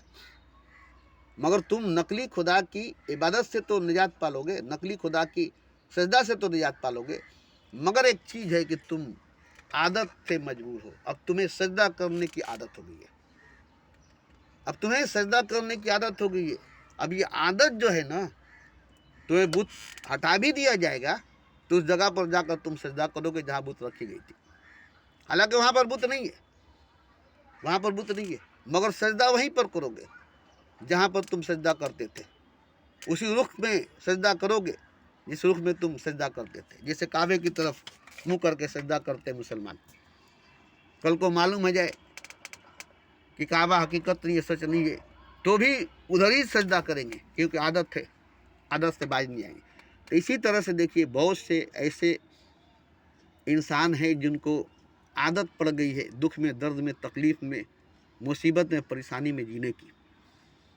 अब उनको अगर कहेंगे कि हम तुम्हें राजमहल में रखेंगे शहंशाह बनाकर, तो एक और कहानी मैं बता दूं, हकीकत है, सच्चाई है। एक भिखारन भीख मांगती थी और बड़ी खूबसूरत थी। किसी शहंशाह ने उसे उठाकर उसे शादी करके महल में रानी बनाकर रखा। उसे हर तरह की ऐशआराम की सामान लाकर दे दिया, मगर उसे नींद नहीं आती थी, वो रात भर जागती थी। कई दिनों तक जागी, उसे नींद नहीं आई। तो बड़े बड़े हकीमों को बुलाया, बड़े बड़े मशवरे देने वाले लोगों को बुलाया, सबसे मशवरा लिया, सबसे दवा लिया, मगर काम नहीं किया। मगर उसी में कोई एक ऐसा बुजुर्ग थे जो बोले हम जरा बेटी से बात करना चाहते हैं। बात किए, मालूम किए कि ये पहले क्या थी, तो मालूम हुआ कि पहले भिखारन थी, भीख मांगती थी। और ये बात राजा किसी को बताना नहीं चाहता था, बेइज्जती होगी कि एक भिखारन से शादी किया है। मगर पूछा कि नहीं, आपको बताना पड़ेगा कि लड़की जो थी ये पहले क्या थी, कहाँ थी। तो बताया, तो मालूम हुआ कि ये लड़की भिखारिन थी, भीख मांगती थी, और हमने उसे पसंद कर लिया और उससे शादी कर लिया।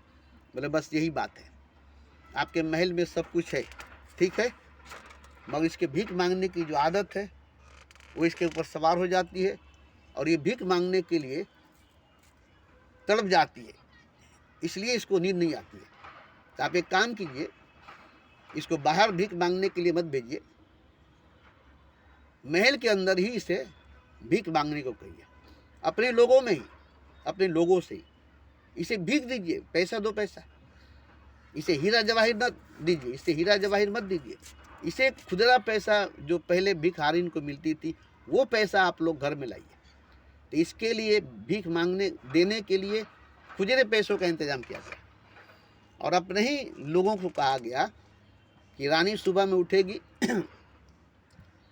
तो जो कुछ करेगी ठीक है, मगर रात के वक्त इसको भीख देना पड़ेगा। तो सभी लोग हाथ में खुदरा पैसा लेकर रखते थे, और ये निकलती थी तो सब लोग इसको देते थे। अभी इसको भीख मिलना शुरू हो गया, और जब भीख लेकर वापस आई तो घर में अब उतने खुदरे पैसे को गिन रही है। पहले भिखारिन जिस तरह से थी वैसे ही ये गिन रही है। अब बोलती है कि आज हमें बहुत भीख मिला है, अब पहले से ज़्यादा भीख मिला। तो इस पैसे से उसको नींद आ रही है। राजा के महल के सोने चांदी हीरे जवाहरात उसके नाम कर दिए गए, मगर उससे उसको नींद नहीं आ रही है। इसको वो पैसा से नींद आता है जो पैसा भीख में मिली है। अब ये बताइए कि भिखारिन की एक आदत थी, एक फितरत थी, अब वो उसको जब मिलने लगी तो उसको नींद आने लगा। तो इसी तरह से देखिए, आप अगर लाख चाहेंगे किसी को असलियत, सच्चाई, हकीकत बताने के लिए, मगर वो ख्वाब ही देखना जानता है, सपना ही देखना जानता है, भ्रम में ही जीना जानता है। जैसे आपको बता दूं, मच्छर पैदा होती है सड़े पानी में, गंदे पानी में मच्छर पैदा होते हैं। कीड़े पैदा होते हैं मैली जगह पर, गंदी जगह पर कीड़े मकोड़े पैदा होते हैं, मच्छर पैदा होते हैं। मगर आप कहीं साफ़ सुथरी जगह रखें, साफ़ सुथरा पानी रखें, एक भी मच्छर पैदा नहीं होगी, एक भी मच्छर पैदा नहीं होगा, एक भी कीड़ा पैदा नहीं होगा। इसी तरह से वो मच्छर, वो कीड़ा गंदगी से पैदा होती है, सड़ी गली पानी से पैदा होती है। अब उसके लिए अगर कोई गंदगी नहीं रहेगी तो पैदा नहीं होगा, उसकी पैदाइश नहीं होगी। इसीलिए देखते हैं ना, जब मलेरिया होने लगती है तो कहा जाता है सफाई करो, सफाई करो, आसपास में सफाई करो। सफाई हो जाने के बाद जो जरासीम है वो ख़त्म हो जाएगी। तो कुछ जरासीम गंदगी से पैदा होती है, कुछ कीड़े गंदगी से पैदा होती है। अगर वो गंदगी नहीं रहेगी तो मर जाएगी। इसी तरह से कुछ लोग झूठ से ही पैदा होते हैं, झूठ के लिए ही पैदा होते हैं, किस्से कहानियों के लिए ही पैदा होते हैं, सिनेमा के लिए ही पैदा होते हैं, जुआ शराब गांजा पीने के लिए ही पैदा होते हैं, दूध घी मक्खन खाने के लिए नहीं, मस्जिद में जाने के लिए नहीं। अब उनको बोलेगा कि चलो तुम मस्जिद में नमाज में, जो अय्याशी के लिए बाजार में जाने वाला है, वेश्या के पास जाने वाला है, अब उसको कहोगे चलो नमाज पढ़ने मस्जिद में, वो क्या जाएगा? ज़बरदस्ती उसको अगर पकड़ कर ले जाओगे तो नमाज में भी उसको वेश्या नहीं रहेगी, और नमाज में भी वेश्या को देखेगा खुदा नजर नहीं आएगा। तेरा दिल तो है सनम मासना, तुझे क्या मिलेगा नमाज में? उसे अगर ज़बरदस्ती पकड़ कर ले जाओगे, नहीं नहीं तुम बाजार में जा रहे हो गुनाह करने के लिए, पाप करने के लिए, चलो तुम्हें मस्जिद में ले जाते हैं खुदा के पास, तो नमाज में भी जाएगा तो उसे बेस्या ही नजर आएगी, तो नमाज में भी जाएगा तो उसे बेस्या ही नजर आएगी। इसी पर कहा गया तेरा दिल तो है सनम आसना, तुझे क्या मिलेगा नमाज में? तो इसीलिए किसको कहाँ ले जाना चाहिए, पहले ये देखना पड़ेगा किसको हम कहाँ ले जा रहे हैं। अब एक मरीज है जिसको हॉस्पिटल में ले जाना चाहिए, उसको तुम बगीचे में ले जा रहे हो हवाखोरी कराने। अरे उसको दवा कराओ, उसके इलाज कराओ, उसका हॉस्पिटल में एडमिट करो। बोले नहीं नहीं इसको हम दरिया में नहलाएंगे ठीक हो जाएगा। ऐसा भी इंसान है, जब उसे बुखार लगती है तो दवा नहीं खाता, बोलता हम दरिया में नहा लेंगे तो ठीक हो जाएगा, और जाकर दरिया में खूब नहाएगा और ठीक हो जाएगा। वो आदत सा बना लिया था। अब उसके बच्चे भी बीमार होते थे तो वह दवा इलाज नहीं कराता था, वो दूध दरिया में चलो, ले जाकर दरिया में नहला देता था, ठीक हो जाते थे। तब ये बताइए कि उसको क्या कहिएगा, आप क्या कहिएगा? दुनिया में बहुत तरह के लोग हैं। मौलाना ने कहा कि बिस्मिल्लाह करके आप चाहें तो दरिया भी पार कर सकते हैं, दरिया क्या समुंदर भी पार कर सकते हैं, मगर बिस्मिल्लाह करके, बिस्मिल्लाह करके। अब वो एक जाहिल आदमी, अनपढ़ आदमी, गंवार आदमी सुन लिया, गुलगुल्ला कर बोलने से दरिया समुंदर पार हो सकते हैं। बोला हमें तो एक नदी पार करनी है जिसके लिए हमें एक पैसा देना पड़ता है, तो क्या है गुलगुल्ला बोलकर एक नदी पार कर लेंगे। वैसे ऐसा ही होता था, वो गुलगुल्ला बोलता था नदी पार कर लेता था। अब इस तरह से उसकी रोज़ की एक पैसा बच जाती थी, मगर कुछ दिनों तक वो आर पार करता रहा, सुबह जाता था शाम को आता था, गुलगुला बोलकर नदी पार कर लेता था। अब एक दिन ऐसा हुआ कि कोई देखा कि नदी पार करते हुआ आ रहा, बोला यार तुम कैसे नदी पार कर रहे हो? तो बोला अरे यार तुमको मालूम नहीं है, वो मौलाना जो आए थे उस दिन तकरीर कर रहे थे, बोले थे ना कि गुलगुल्ला बोल करके तुम दरिया पार कर सकते हो, दरिया तो क्या तुम समुंदर ही पार कर सकते हो। तो हम बोले भाई हमको तो एक छोटी सी नदी पार करनी है, एक पैसा लगता है, तो हम गुलगुला बोल करके नदी पार कर लेते हैं। तो बोला यार हम भी तो उस वक्त थे, मौलाना के बात सुन रहे थे, मगर ऐसा तो बात नहीं बोले थे, तुम गलत बोल रहे। बोले नहीं नहीं हम खुद सुने थे, जाहिल था, अनपढ़ था, गंवार था। तो बोलो हम भी तो सुने थे, बोले थे बिस्मिल्लाह करके अगर तुम नदी पार करना चाहो, दरिया पार करना चाहो तो पार हो सकते हो, क्योंकि समुंदर को भी तुम बिस्मिल्लाह करके पार कर सकते हो। ये बात तो बिस्मिल्लाह बोले थे, हम ही सुने थे, बिस्मिल्लाह करके तुम नदी दरिया समुंदर ही पार कर सकते हो, आग की दरिया ही पार कर सकते हो, पानी का समुंदर ही क्या आग का समुंदर ही पार कर सकते हो। ये सब तो मैंने सुना, मगर गुलगुला ये तो कभी नहीं कहा। अब तुम गुलगुला बोलकर पार करते हो, भाई अब उसी की बात में ये बात भूल गया, अपनी बात भूल गया। अब जब वो चला गया तो भूल गया। अब वो खड़ा किनारे पर सोच रहा कि क्या बोलकर मैं पार होता था, अब वो गुलगुला बोलना भी भूल गया। अब बिस्मिल्लाह बोलना तो उसे आगा नहीं, अब वो पड़ गया फेर में। तो अब इसी तरह से वो पार होता था कश्ती से। बस एक दिन मालूम हुआ कि वो मौलाना किसी गांव में तकरीर करने के लिए आए हैं, तो गया वहाँ पर इसी बात को पूछने के लिए। जब वहाँ गया तो मालूम है कि मौलाना तो चले गए, तकरीर ख़त्म हो गई। तो वहाँ भी एक नदी थी, नदी पार करनी थी, तो कश्ती से पार हो रहे थे। और ये है जो मौलाना को जोर से चिल्ला रहा मौलाना मौलाना करके, अंधाधुंध दौड़ते चला गया और नदी पर पानी पर दौड़ रहा है। अब ये बात तो मौलाना को नज़र आया, मौलाना देखे, बोले अरे ये कौन आदमी है जो पानी पर दौड़ता हुआ आ रहा है। अब पानी पर दौड़ते आया हुआ देख करके मौलाना हैरान हो गए। खैर रोका गया, बोले क्या बात है? तो बोला अरे भाई देखिए ना, हम तो आपकी बात सुन करके रोज़ नदी पार कर लेते थे, मगर किसी ने मुझे बहका दिया। अब तो समझ में नहीं आता है कि क्या बोले कि हम नदी पार करें। तो आपकी बात ही हम भूल गए, आप जो बोले थे बता दीजिए। तो बोले अभी जो तुम आ रहे थे क्या बोल कर आए थे? तो बोले कुछ नहीं, मौलाना मौलाना करके चीखते चिल्लाते आ रहे थे। तो बोले अभी तो तुम नदी पार कर दिया, पानी पर दौड़ते हुए आ रहे हो। तब बोले मौलाना कि देखो, तुम इरादा कर चुके हो इसलिए तुम पार कर चुके हो। तो तुम इरादा करके तुम नदी नहीं समुंदर भी पार कर सकते हो। तुम्हारे लिए पुलसरात भी पार हो जाएगी, इसलिए कि तुम्हारा इरादा पुख्ता है।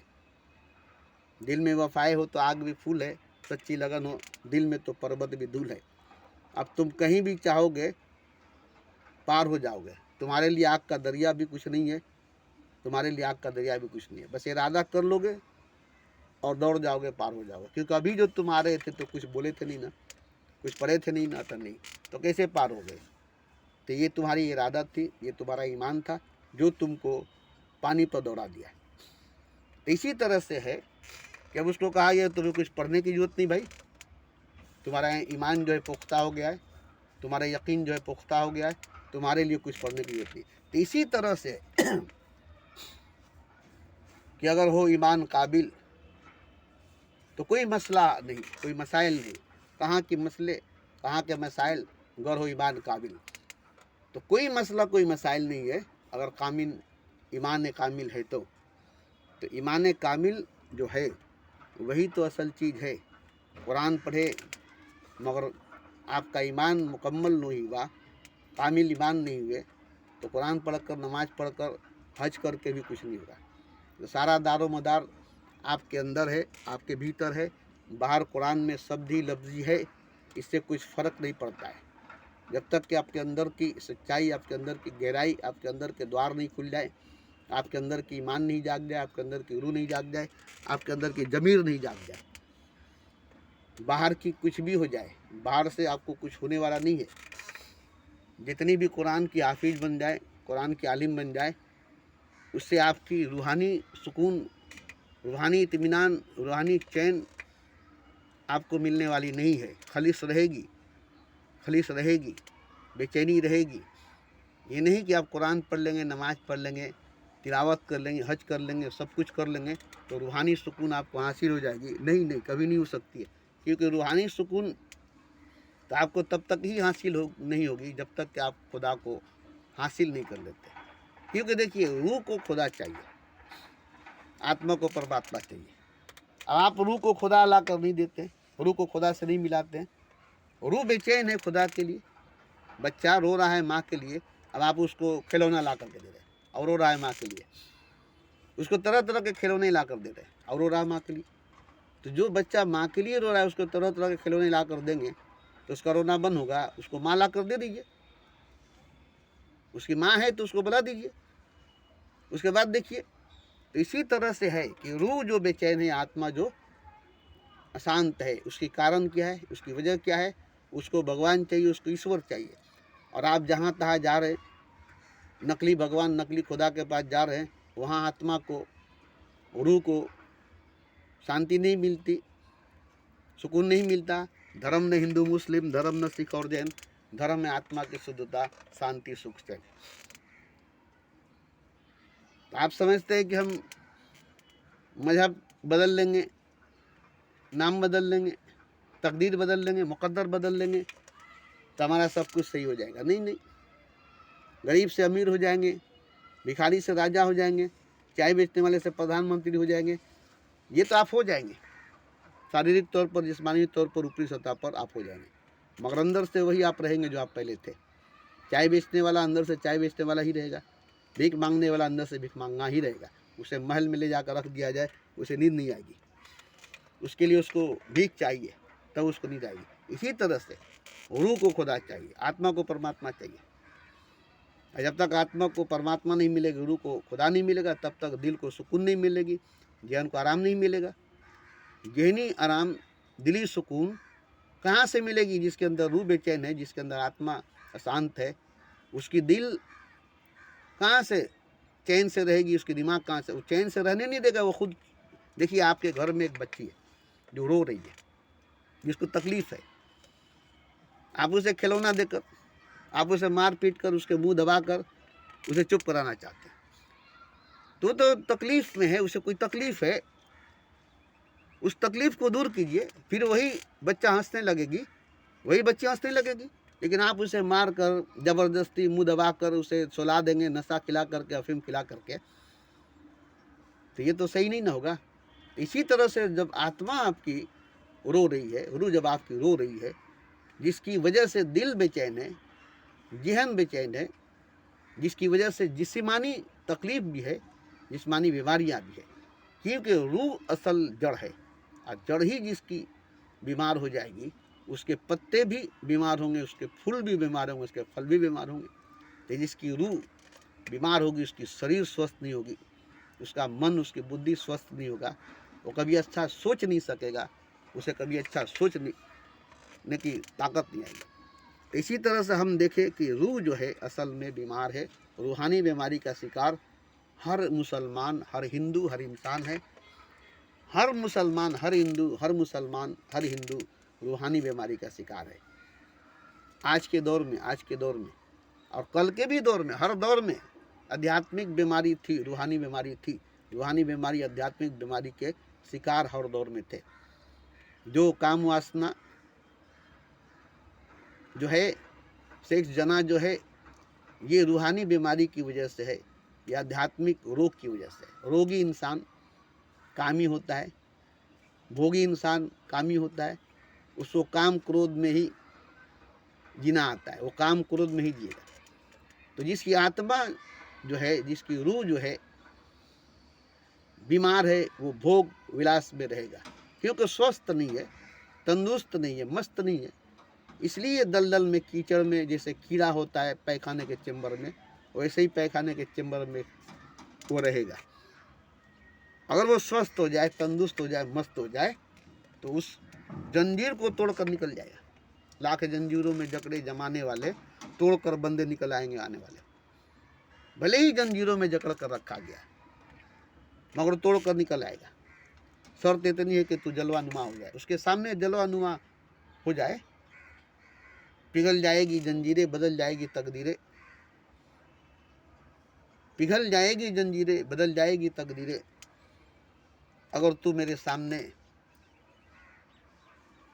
खुदा बन करके खड़ा हो जाए। बस देख कर ही जलवानुमा हो जाए, बस देख कर ही इतनी ताकत, इतनी पावर, इतनी शक्ति मेरे अंदर आ जाएगी कि जंजीरें जो है पिघल जाएगी, तकदीरें जो है बदल जाएगी, सिर्फ तू जलवानुमा हो जाए। शर्त इतनी है कि तू जलवानुमा हो जाए, शर्त इतनी है कि तू खुदानुमा हो जाए। बस ये सामने आते ही आपके अंदर की ताकत जो है, जोश जो है जागेगी। मैं ऐसे ही नहीं बोल रहा हूँ, मेरे पास बहुत से दलाइल, बहुत से सबूत है। एक हाथी थी, वो बहुत बड़े दलदल में जाकर फंस गया, उसे दिन भर निकालने की बड़ी कोशिश की गई, वो नहीं निकला। वो हाथी राजा की खास हाथी थी, उसी पर वो बैठ कर जंग करने जाता था।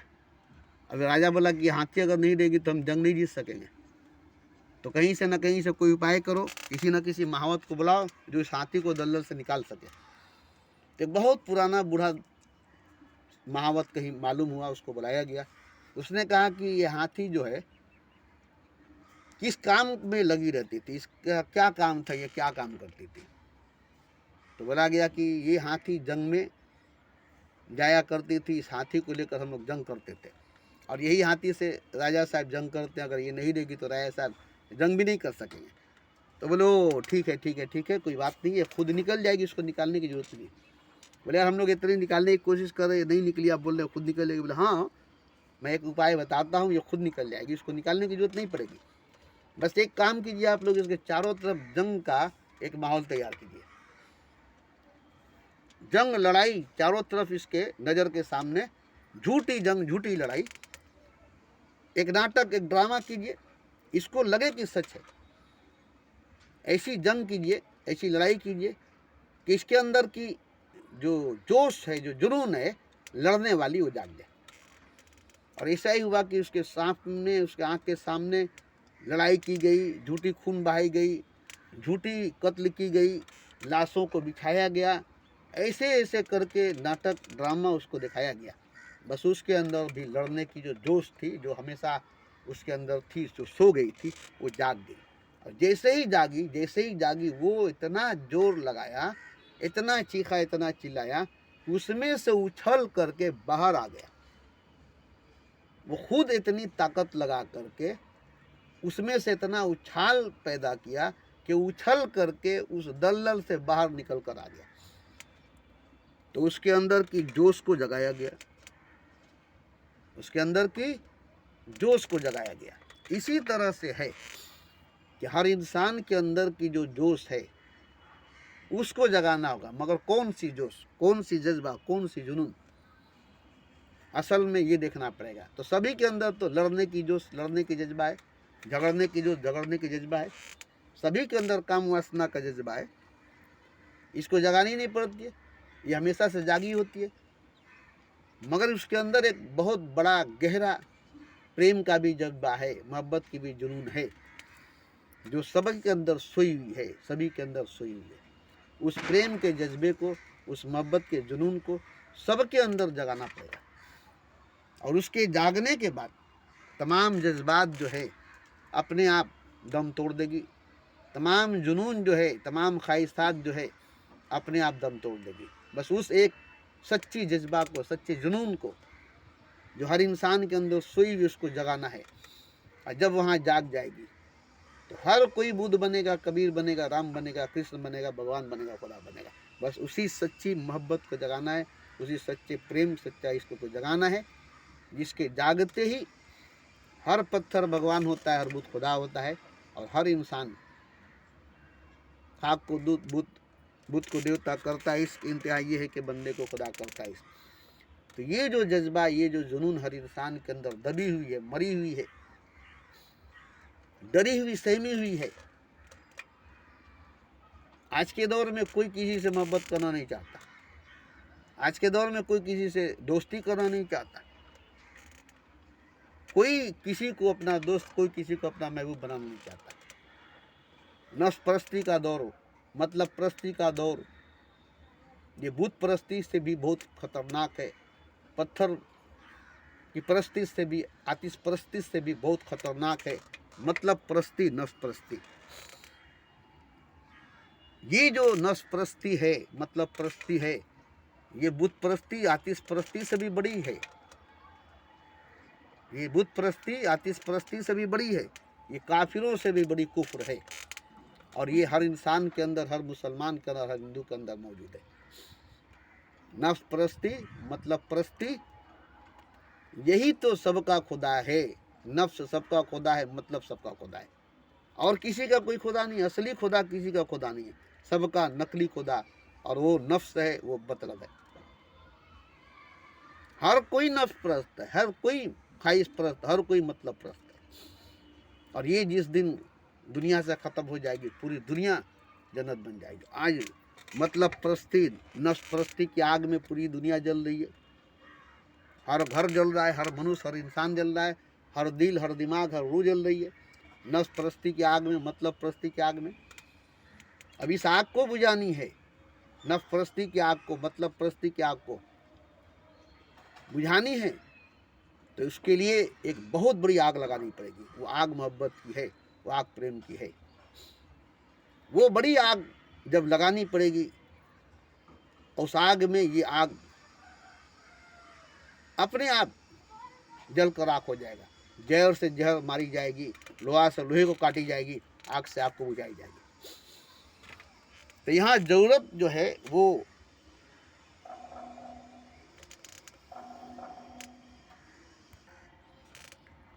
देखिए, इन्हीं नकली खुदाओं के बीच में असली खुदा भी है।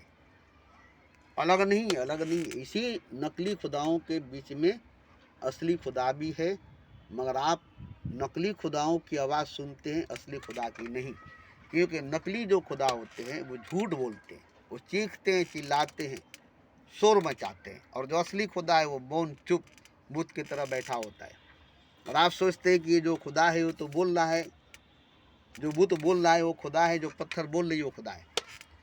मगर जो चुप है वो खुदा नहीं है, जो बोल नहीं रहा वो खुदा नहीं है। तो आपको समझना पड़ेगा कि उस पत्थर के पीछे से कोई बोल रहा है, उस बुत के पीछे से कोई बोल रहा है। जैसे आप धर्मेंद्र के फिल्म शोले देखे होंगे, जो भगवान शंकर के पीछे से चोंगा लगा करके धर्मेंद्र बोल रहा है, तो हेमा मालिनी को लग रहा है कि भगवान बोल रहे हैं। और ये फिल्मों में दिखाई गई है। और आप इस तरह से सीरियल में भी देखेंगे, यूसुफ अलैहिस्सलाम के टाइम में बुत के पीछे से कोई जाकर बोलता था तो लोगों को लगता था कि खुदा ही बोल रहा है। तो इस तरह से ठगे गए हैं लोगों को, इस तरह से ठगे गए लोगों को। एक बुत बना दिया गया, उसके पीछे से चोंगा लगा करके बोला गया है, आवाज़ बदल करके लोगों ने समझा है कि खुदा है, ये बोल रहा है ये। तो बुत बोल रहा है तो खुदा है, बुत बोल रहा है तो खुदा है। इस तरह से पीछे से बैकग्राउंड से आवाज़ दे करके बुत को खुदा साबित किया गया है, बुत को खुदा साबित किया गया है। और जो नहीं बोलता है, जैसे जो बच्चा नहीं रोता है उसे माँ दूध नहीं पिलाती, और जो बच्चा रोता है उसे माँ दूध पिलाती है। ये तो ज़माने का दस्तूर है। अच्छे को बुरा साबित करना दुनिया की पुरानी आदत है। तो माँ भी तो है, मगर उस बच्चे को दूध पिलाएगी जो बच्चा रोएगा, और जो बच्चा नहीं रोएगा उसको दूध नहीं पिलाएगी। तो इसी तरह से जो बुत बोलेगा उसकी सजदा होगी, जो बुत नहीं बोलेगा उसकी सजदा नहीं होगी। तो खुदा तो मौन है, चुप है, खामोश है, वो तो बोलेगा नहीं। खुदा तो मौन है, चुप है, खामोश है, वो तो बोलेगा नहीं। और जो बोलेगा नहीं खुदा नहीं है, जो बोलेगा नहीं खुदा नहीं है। बुत नहीं बोले, बुद्ध नहीं बोले तो उन्हें भगवान नहीं माना गया। जब बोलने लगे तो उन्हें भगवान माना गया। कबीर नहीं बोले तो उन्हें भगवान नहीं माना गया, जब बोले तो उन्हें भगवान माना गया। तो जो बुत बोलेगा उसे खुदा माना जाएगा, और जो बुत नहीं बोलेगा उसे खुदा नहीं माना जाएगा। बस यहाँ यही है। मगर खुदा जो है वो बोलेगा नहीं, खुदा बोलता नहीं है। खुदा मौन है, चुप है, खामोश है। वो क्यों बोलने जाएगा तुमसे, वो क्यों बोलेगा तुमको। तब कोई बुत के पीछे से खड़ा होकर बोलेगा, क्योंकि आप सुन रहे हैं ना कि एक बुत बोल रहा है, आप सुन रहे हैं कि एक बुत बोल रहा है। देखिए, असली नकली की पहचान में धोखा खाता रहा इंसान, असली नकली की पहचान में धोखा खाता रहा इंसान। और यही सच्चाई, यही हकीकत है। असली का लेबल लगा करके नकली सामान बेची जा रही है। लेबल असली का है मगर सामान नकली है। असली दवा नहीं है, नकली दवा है, मगर लेबल असली दवा की है। इसीलिए कितने लोग मारे गए, कितने लोग मर गए नकली दवा खा खा करके। नकली गुरु, नकली दवा, नकली पीर, जाली पीर बहुत बड़े हुए इस संसार के अंदर। नकली गुरु, झूठे गुरु, नीम हकीम खतरे जान, अल्पज्ञानी भरे हुए संसार के अंदर। और यही वजह है कि आज संसार बहुत अंधकार में, बहुत अंधेरे में पड़ा हुआ है। लेकिन असली गुरु, सच्चा गुरु है, ऐसी बात नहीं है कि नहीं है। मगर है क्या कि वो किसके सामने आएगा, वो किसके सामने आएगा, वो भी तो देखना है ना। वो भी तो देखता है कि हम किसके सामने जाए।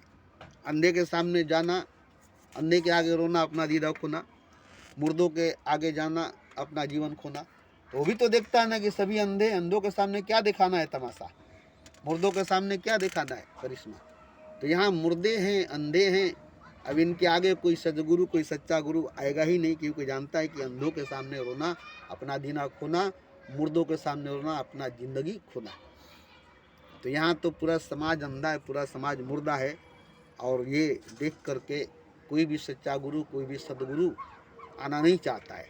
इसीलिए दूर दूर गुफा के अंदर रहकर, हिमालय के अंदर रहकर, दूर ही रहकर दुआ करता रहता है कि अंधों को आँख मिल जाए, मुर्दों को जान मिल जाए। ऐ खुदा अंधों को आँख दे दे, ऐ खुदा मुर्दों को जान दे दे, इनको हिदायत दे दे, इनको हिदायत मिल जाए।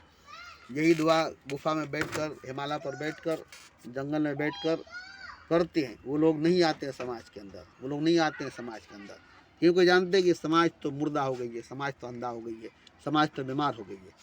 अब इसका इलाज करने के लिए, इसकी दवा करने के लिए अब खुद खुदा को ही आना होगा, खुद भगवान को ही आना होगा। जैसे कृष्ण भगवान को आना पड़ा, ऐसे ही। मगर अब तो बात है कि अब कोई पैगंबर, कोई अवतार, कोई किताब नहीं आएगी। अब दुनिया जो है ऐसे ही क़यामत की तरफ चली जाएगी। अब इसे मरने दिया जाएगा, इसे मौत की तरफ ले जाया जाएगा, इसे इलाज नहीं की जाएगी। जैसे कोई आखिरी वक्त में ऐसा इंसान हो जाता है जिसको डॉक्टर बोल देता है जब ये नहीं बचेंगे, इसको ले जाइए, जो खाए पिए खिलाइए, क्योंकि अब ये बचेंगे नहीं। 6 महीना साल भर की ज़िंदगी है। इनको जो खाना मिले खिलाना है, जो खाना खाएंगे, जो चाहेंगे इनको दीजिए। अब इनकी आखिरी सांस चल रही है, इनकी दवा दारू मत कीजिए, इनकी सेवा खिदमत कीजिए। अब ये मरने के नज़दीक चले गए। तो इसी तरह से ये क़यामत की तरफ दुनिया जा रही है। अब इसको बचाने की बात कोई पैगम्बर अवतार को भेजा नहीं जाएगा। अब कोई नया कोई ग्रंथ शास्त्र आएगा नहीं। तो ये तो दुनिया की हकीकत, दुनिया की सच्चाई है। खुदा की तरफ से तो ये ऐलान हो गई कि अब नहीं क़यामत आएगी तो कब आएगी, अब नहीं क़यामत आएगी तो कब आएगी। और जब क़यामत के नज़दीक दुनिया जाएगी तो कोई पैगम्बर, कोई अवतार नहीं आएगा, कोई गीता रामायण बाइबल कुरान नहीं आएगा, कोई ऊपर से सदा निदा रहमत की बरसात नहीं आएगी। इसलिए कि अब ये क़यामत की तरफ जा रही है दुनिया, खात्मे की तरफ जा रही है दुनिया। अब इसे ख़त्म हो जाना ही है, इसको ख़त्म कर देना ही है, क्योंकि इसके बाद ही जन्नत की बात आएगी, इसके बाद ही जन्नत की बात आएगी। तो इस तरह से तो बात आ रही है कि अब इसे छोड़ दो। जिस तरह से गाड़ी जो है ब्रेक फेल हो गई है, उसे छोड़ दो। गाड़ी पुरानी हो गई है, ब्रेक फेल हो गई, उसको बचा कर भी क्या करेंगे, उसे छोड़ दो। तो इसी तरह से ये दुनिया जो है क़यामत के नज़दीक जा रही है, आसार क़यामत की तरफ जा रही है। अब नहीं क़यामत आएगी तो कब आएगी। तो इसमें कोई पैगंबर को नहीं भेजा जाएगा, कोई किताब नहीं लाया जाएगा। हाँ, अब रही बात कि इसमें कोई अगर है तो पूरी दुनिया को तो नहीं बचाया जाएगा, पूरी दुनिया तो नहीं बचेगी, मगर इसमें अगर कोई एक आध है तो खुदा उसके लिए कोई ना कोई रास्ता निकालेगा। खुदा उसके लिए कोई ना कोई रास्ता निकालेगा। और 1 2 4 के लिए क्या खुदा रास्ता निकालेगा? रास्ता 1 2 4 के लिए तो नहीं बनती। कोई भी रास्ता बनती है तो हज़ारों लाखों लोगों को जाने के लिए बनती है। ये मेट्रो रेल बनी, ये ब्रिज बना, किसी एक आदमी के लिए तो नहीं बना कि किसी एक आदमी के लिए इतना बड़ा ब्रिज बना दे, किसी एक आदमी के लिए इतनी बड़ी मेट्रो रेल बना दे, किसी एक आदमी के लिए बाईपास बना दे। ये जब भी बनाया जाता है तो लाखों करोड़ लोगों की भलाई के लिए किया जाता है ना। तो इसी तरह से जब दुनिया की भलाई की बात होगी तब ना, यहाँ तो दुनिया की भलाई की बात ही ख़त्म हो गई, क्योंकि दुनिया की तो अब क़यामत होगी। क़यामत के नज़दीक दुनिया जाएगी, दुनिया की खात्मा होगी, दुनिया को ख़त्म की जाएगी। अब ये खुदा की तरफ से तो हमें यही बात सुनाई दे रही है, खुदा की तरफ से तो हमें यही बात आ रही है कि छोड़ दो, रहने दो इन मुर्दों को, इन अंधों को। ऐसे ही लड़ झगड़ करके, मर करके, कट करके अपने आप मर जाएं। जैसे आप सुने होंगे बड़े बड़े गुंडे मवालियों को आप रिपोर्ट जाकर करेंगे तो थाना वाला बोलेगा नहीं हम लोग कुछ नहीं कर सकते, उतने बड़े बड़े गुंडों को हम लोग कुछ नहीं कर सकते। तो गुंडे जो है आपस में लड़कर मरते हैं, गुंडों को मारना नहीं पड़ता। उन लोगों में ऐसी फूट होती है, कभी ऐसी बात होती है कि वो एक दूसरे को मार कर मर जाते हैं, वहाँ पुलिस की ज़रूरत नहीं पड़ती। तो ऐसे ही है ये दुनिया, आपस में इसी तरह से लड़ मर करके, झगड़ करके ख़त्म हो जाएगी। जैसे देखिए कृष्ण भगवान भी ऐसा ही किया था। दुर्योधन नहीं सुना, दुर्योधन नहीं माना, तब बोला कि एक नया दौर लानी है। विदुर बोला कि हम अब इस पुराने ढांचे को गिरा दीजिए, अब पुराने परंपरा को गिरा दीजिए, एक नया ढांचा तैयार कीजिए, एक नया परंपरा लाइए, एक नई रोशनी, एक नई दुनिया लाइए। तो बोले इसके लिए इसको ख़त्म करना पड़ेगा। तो बोले तब इसके लिए कुछ उपाय कीजिए। तो पता लगा कि इसके लिए जंग करनी पड़ेगी। तो जंग के मैदान में ले जा कर के सबको झोंक दिया गया और सबको मारा गया। उसके बाद एक नई दुनिया की, एक नई संसार की निर्माण की गई। तो इसी तरह से अभी जो दौर है, अभी जो वक्त है, इसमें यही चीज़ नज़र आ रही है खुदा की तरफ से। क्योंकि देखिए आप कहेंगे कृष्ण भगवान था, फिर वो खड़ा होकर के महाभारत क्यों रचाया, जंग क्यों कराया? वो तो गया था दूध बन करके ना, शांति का दूध बन करके, शांति का संदेश लेकर के। मगर दुर्योधन नहीं माना। जब नहीं माना तो बोला तब दूसरा रास्ता तो नहीं आता है जंग के अलावा। तो बोला हम जंग करना मंजूर करेंगे, अपने हिस्से से एक सुई का नोक देना पसंद नहीं करेंगे, हम जंग करना पसंद करेंगे, लड़ाई करना पसंद करेंगे, मगर एक सुई के नोक के बराबर ज़मीन देना पसंद नहीं करेंगे। और वो दुर्योधन जो एक अंग देश उठा करके कर्ण को दे दिया, जो उसका कोई भी नहीं था। मैंने ये वीडियो बार बार बना कर बताया है कि वो कर्ण जो भिखारी था, गरीब था, उसको दुर्योधन ने एक देश उठा कर दे दिया, अंग देश उठा कर दे दिया, पूरा एक अंग देश ही उठा कर दे दिया कर्ण को। मगर एक सुई के नोक के बराबर ज़मीन देने के लिए तैयार नहीं, अपने ही भाई, अपने ही पांडवों को। 5 गांव ही मांगे थे कि हमें 5 गांव दे दो, हम इतने में जी लेंगे, हमें नहीं चाहिए पूरा भारत, हमें 5 गांव दे दो। तो लोग 5 गांव देने के लिए तैयार नहीं थे, बल्कि सुई के नोक के बराबर ज़मीन देने के लिए तैयार नहीं था। तब बोले तब हम लोग कहाँ जाएंगे, अपना देश छोड़ करके, अपना प्रांत छोड़ करके, अपने पुरखों की जगह छोड़ करके हम दूसरे देश में नहीं जाएंगे, हम यहीं लड़ मर करके ख़त्म हो जाएंगे, अब हम जंग करेंगे। तब मजबूर होकर के वो लोग जंग किए, मजबूरन वो लोग जंग किए। तो क्या हुआ कि जंग में 2 ही बात आई कि एक जो है वो बहुत ज़्यादा खराब हो चुका है, उसको पांडु कोई दूध के धुले नहीं थे, पांडु कोई अच्छे नहीं थे, मगर दुर्योधन से बहुत अच्छे थे, दुर्योधन से बहुत अच्छे थे। इसलिए यहाँ बात आई कि पांडुओं को बचाना पड़ेगा। ये भी बुरे हैं, बुरे नहीं होते तो जुआ पर अपने भाई को किसे खेल लेता। अरे युधिष्ठिर अगर बुरा नहीं होता तो अपनी बीवी अपने भाइयों को जुआ में किसे हार जाता। तो यहाँ पता चला कि युधिष्ठिर भी बहुत बुरा है, तब ना अपने भाइयों को, अपने बीवी को हार गया। मगर देखा कि इसके बावजूद भी युधिष्ठिर दुर्योधन से बहुत अच्छा है, इसलिए दुर्योधन को मारना जरूरी है और युधिष्ठिर को बचाना जरूरी है, पांडवों को बचाना जरूरी है और कौरवों को मारना जरूरी है। इसलिए खुद कृष्ण खड़ा हुआ लड़ने के लिए और बोला कि हम अपना नारायणी सेना देंगे, लेना है तो ले लो। तो अर्जुन बोला कि नहीं, हमें नारायणी सेना नहीं चाहिए, हमें आपका साथ, आपका संग चाहिए।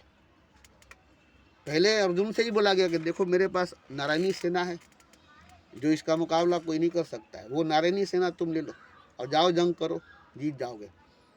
मगर अर्जुन बोला नहीं, हमें नारायणी सेना नहीं चाहिए, हमें आपका संग, आपका साथ चाहिए, आप मेरे संग, मेरे साथ, मेरे सारथी बनकर रहेंगे, बोलिए अगर मंजूर है तो कृष्ण बोले देखो हम निहत्था रहेंगे, हम कुछ नहीं करेंगे। बोले हाँ, आपका साथ, आपका संग, आपको कुछ नहीं करना है, आपको एक तिनका भी नहीं उठाना है, बस आपको मेरे संग, मेरे साथ रहना है, मुझे नारायणी सेना नहीं चाहिए। तो बोला ठीक है, जब ऐसा बात है तो मैं तुम्हारे साथ रहूँगा, मगर याद रखोगे मैं एक तिनका भी नहीं उठाऊँगा, एक बाण भी नहीं चलाऊँगा, बस सारथी बन करके रथ चलाऊँगा और मैं कुछ भी नहीं करूँगा। बोले बस आप मेरे साथ सारथी बन करके रहिए, बस इतना ही। तब दुर्योधन बहुत खुश हुआ कि चलो हमें तो नारायणी सेना मिल गई, और निहत्था कृष्ण लेकर अर्जुन क्या करेगा। मगर जब गया खुश होकर दरबार में, तो शकुनी पूछा कि बेटा तुम खुश क्यों हो भांजे। बोला अरे मूर्खता देखे हम, बेवकूफ़ी देखे हम अर्जुन का, कृष्ण बोल रहा था कि नारायणी सेना हम तुमको दे रहे हैं, ले जाओ जंग में जीत दोगे, कोई भी तुमको नहीं हरा सकेगा। मगर अर्जुन ने कहा कि नहीं नहीं, हमको नारायणी सेना नहीं चाहिए, हमें निहत्था कृष्ण चाहिए, तो हमें आपका निहत्तापन चाहिए, आप निहत्ते मेरे साथ रहिए। तो बेवकूफ़ नारायणी सोना छोड़ करके निहत्ता कृष्ण को ले लिया है। अब वो निहत्ता कृष्ण हमारा क्या करेगा। तो देखिए वहाँ पर शकुनी कितना हंसा, अरे मूर्ख, उसके नारायणी सेना भी उस पर भारी नहीं पड़ेगी, वो निहत्ता खड़ा हो जाएगा ना, तब भी अर्जुन की जीत होगी, पांडवों की जीत होगी, उसके सामने कोई भी सेना नहीं टिकेगी। नारायणी सेना उसी की सेना उसके खिलाफ लड़ेगी, उसके सामने खड़ी होगी। बेवकूफ़ कहाँ के, तुमने नियत्ता ही सही कृष्ण को क्यों नहीं मान लिया, नारायणी सेना छोड़ दिया होता। तो वहीं शकुनी बोल दिया अब हमारा हार निश्चित है, अब हम लोग हारेंगे। तो हार निश्चित हो गई, हार गए सब। तो वो खड़ा होकर के मरवा दिए ना, वचन दिए थे अर्जुन को कि हम एक तिनका भी नहीं उठाएंगे। मगर पूरी महाभारत में सारा हाथ उन्हीं का था, सबको मारने का हाथ उन्हीं का था, सबको वो खड़ा होकर के मारे और अर्जुन से मरवाए। जहाँ जहाँ अर्जुन भागा वहाँ वहाँ पकड़ कर खड़ा होकर बोले मारो। तो भाग ही रहा था ना, नहीं नहीं हम अपने बाप दादाओं को क्यों मारेंगे, हम अपने गुरुओं को क्यों मारेंगे। पकड़ कर उठा कर बैठाया, ज्ञान दिया, दर्शन दिया, उसके बाद उसको इतनी शक्ति भर दिया, इतनी ताकत भर दिया कि वो उठ करके, जो भाग रहा था, जो गांडीर छोड़ करके रो रहा था, वो उठ करके गांडीर उठाया और तीर चलाना शुरू कर दिया। इतनी ताकत कृष्ण भगवान भर दिया ना अर्जुन के अंदर, निहत्ता ही था ना, मगर कितनी ताकत, कितनी शक्ति, कितनी पावर भर के खड़ा कर दिया अर्जुन को। तो तो इसी तरह से देखिए, हमने तो बहुत अच्छी बात आज कही है कि आज कुरान को नंगा करने की कोशिश की जा रही है, बेनकाब करने की कोशिश की जा रही है। एक मुस्लिमों ने जो बीड़ा उठाया है कुरान को नंगा करने के लिए, इस्लाम को नंगा करने के लिए, मुझे बड़ी खुशी हो रही है। आज मुझे ये बात समझ में आई कि जिस तरह से द्रौपदी को नंगा करने की बड़ी सभा में बात आई थी, दुशासन को हुक्म मिला था दुर्योधन को कि ले जाओ और उसे नंगा करके मेरे जंगा पर बैठाओ, भरी सभा में, भरी सभा में। इसी तरह से आज कुरान पूरी दुनिया में नंगी की जाएगी, द्रौपदी की तरह। और वो कौन थे द्रौपदी को नंगा करने वाले? उसके घर के लोग थे, उसके परिवार के लोग थे। और वहाँ जो बैठे थे, जो रोक सकते थे, उन्हीं के घर के बुजुर्ग थे। भीष्म पितामह, द्रोणाचार्य सब वहाँ बैठ करके आंख नीचे करके गर्दन झुका करके बैठे थे, खड़ा होकर भी दुर्योधन के खिलाफ नहीं बोले। वहाँ द्रौपदी को नंगा किया गया। इसी तरह से वक्त वक्त पर द्रौपदी की तरह हर वक्त में द्रौपदी को नंगा किया गया है। उसकी आंचल पर हाथ डाली गई है, उसके वस्त्र उतारने की कोशिश की गई है हर वक्त में, हर दौर में। और इसी तरह से मुझे लग रहा है कि इस बार द्रौपदी की तरह कुरान भी घसीट कर लाई जाएगी समाज के अंदर और उसे नंगा किया जाएगा, उसकी साड़ी उतारी जाएगी। मगर मुझे खुशी इस बात की हो रही है कि आज वो मंजर देखने में आएगा कि द्रौपदी को जिस तरह से कृष्ण ने आकर उसकी हिफाजत की, ऐसे ही कुरान की हिफाजत करने वाला कहीं बैठा तमाशा देख रहा है। जब ये पूरी तरह से नंगी हो जाएगी, जब इसे पूरी तरह से नंगा कर दिया जाएगा, तब वो आएगा, कुरान को एक नया वस्त्र देगा, एक नया वस्त्र देगा।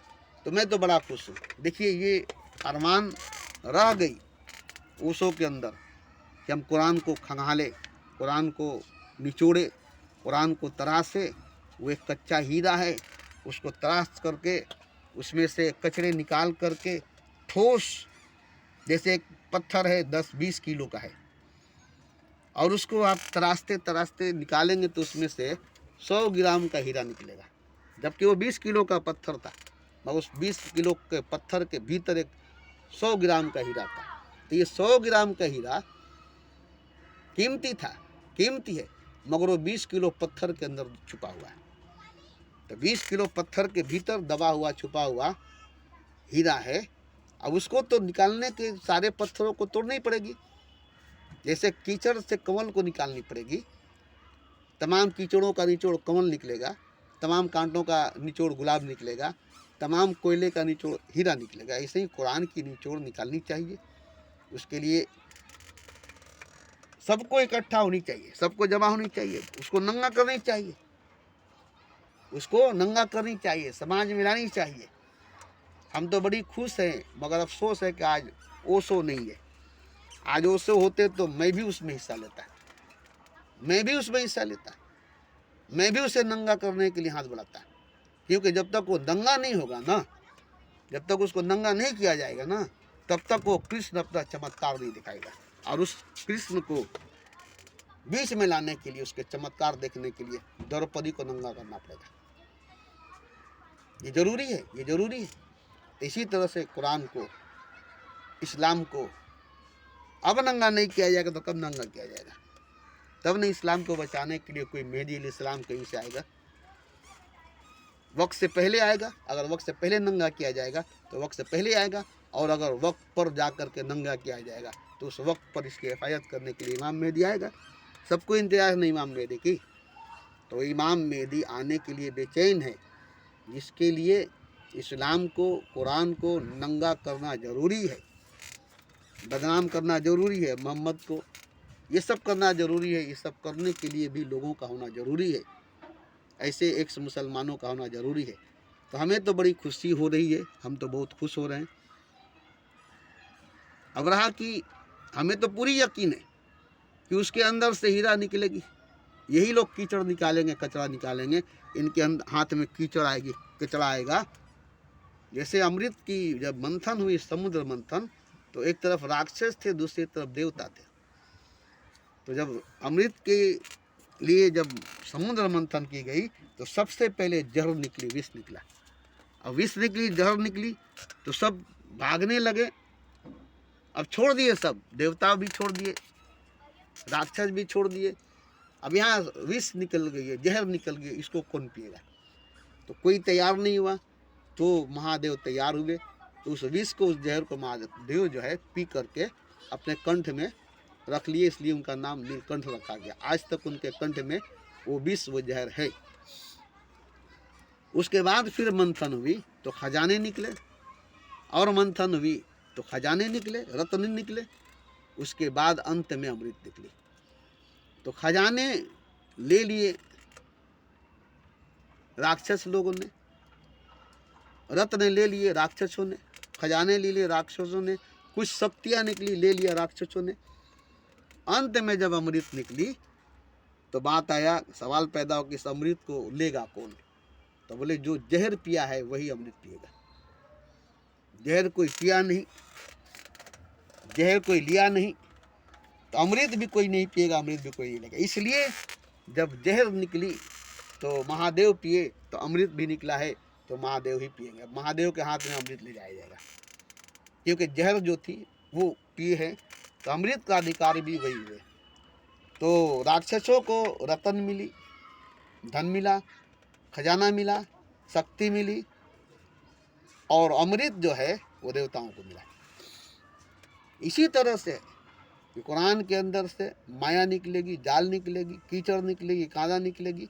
जैसे कुआं खोदते हैं तो क्या निकलता है? मिट्टी निकलती है, कंकड़ निकलता है, पत्थर निकलता है, हड्डी निकलती है, लोहा निकलता है, लकड़ी निकलती है, बाद में पानी निकलती है, और गहरी करते करते करते करते पताल फाड़ने के बाद अब वो पानी जो निकलती है, वो इतना गड्ढा करने के बाद ना, इतना गहरा करने के बाद ना, इसी तरह से इतनी गहराई में जाने के बाद, इतनी गहराई में जाने के बाद वो हकीकत सामने आएगी, वो सच्चाई सामने आएगी, तो वो खुदा होगा, वो खुदा होगा। तो वो आएगा जरूर, आएगा जरूर, मगर उतनी गहराई में जाना पड़ेगा, उतनी गहरा खोदना पड़ेगा, उतनी परत उतारनी पड़ेगी, उतनी फालतू पत्थर हटानी पड़ेगी, तब वो मुजस्समा सामने आएगी, वो बुत सामने आएगा, जो खुदा होगा, जो खुदा होगा। तो यहाँ देखिए, मैं हमेशा से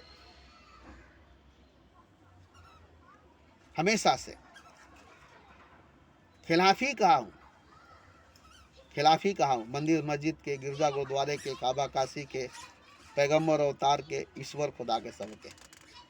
मगर मेरे खिलाफ कहने में आपको एक सच्चाई सामने लाकर बोलता हूँ, एक हकीकत सामने लाकर बोलता हूँ, एक असलियत सामने लाकर बोलता हूँ। मैं इसलिए नहीं कि मेरे पास तो कुछ है नहीं, मैंने कुछ पाया नहीं, नहीं, मैं तब तक नहीं कहा जब तक मुझे सच्चाई का, असलियत का, हकीकत का, खुदा का पता नहीं चला। तब तक मैंने किसी को झूठा नहीं कहा, तब तक मैंने बुतों को, पत्थरों को तोड़ने को नहीं कहा, छोड़ने को नहीं कहा। तो मेरे हाथ लगा है खुदा, मेरे हाथ में है खुदा। समाज जब खुदा को लाने को कहेगी तो मैं लेकर आऊँगा। कहीं पर हूँ, छुपा हुआ हूँ, अलग बात है, मगर मेरे पास खुदा है। क्यों? कि हृदय ऐसा कीजिए जैसे गंगा नीर, हरि आपी पीछे पड़े कहत कबीर कबीर कबीर। मैंने अपनी हृदय की सफाई की, इसलिए मेरे पास खुदा उतर गया। मैंने अपना अंदर की कीचड़ को साफ किया, इसलिए मेरे अंदर खुदा उतर गया। और आप भी अगर अपने भीतर की गलाजत को, गंदगी को, अपने भीतर के, अंदर के, बातिन के सफाई करेंगे तो आपके अंदर भी वो चीज़ जाहिर होगा जो खुदा है। सबके अंदर वो चीज़ जाहिर होगा जो खुदा है।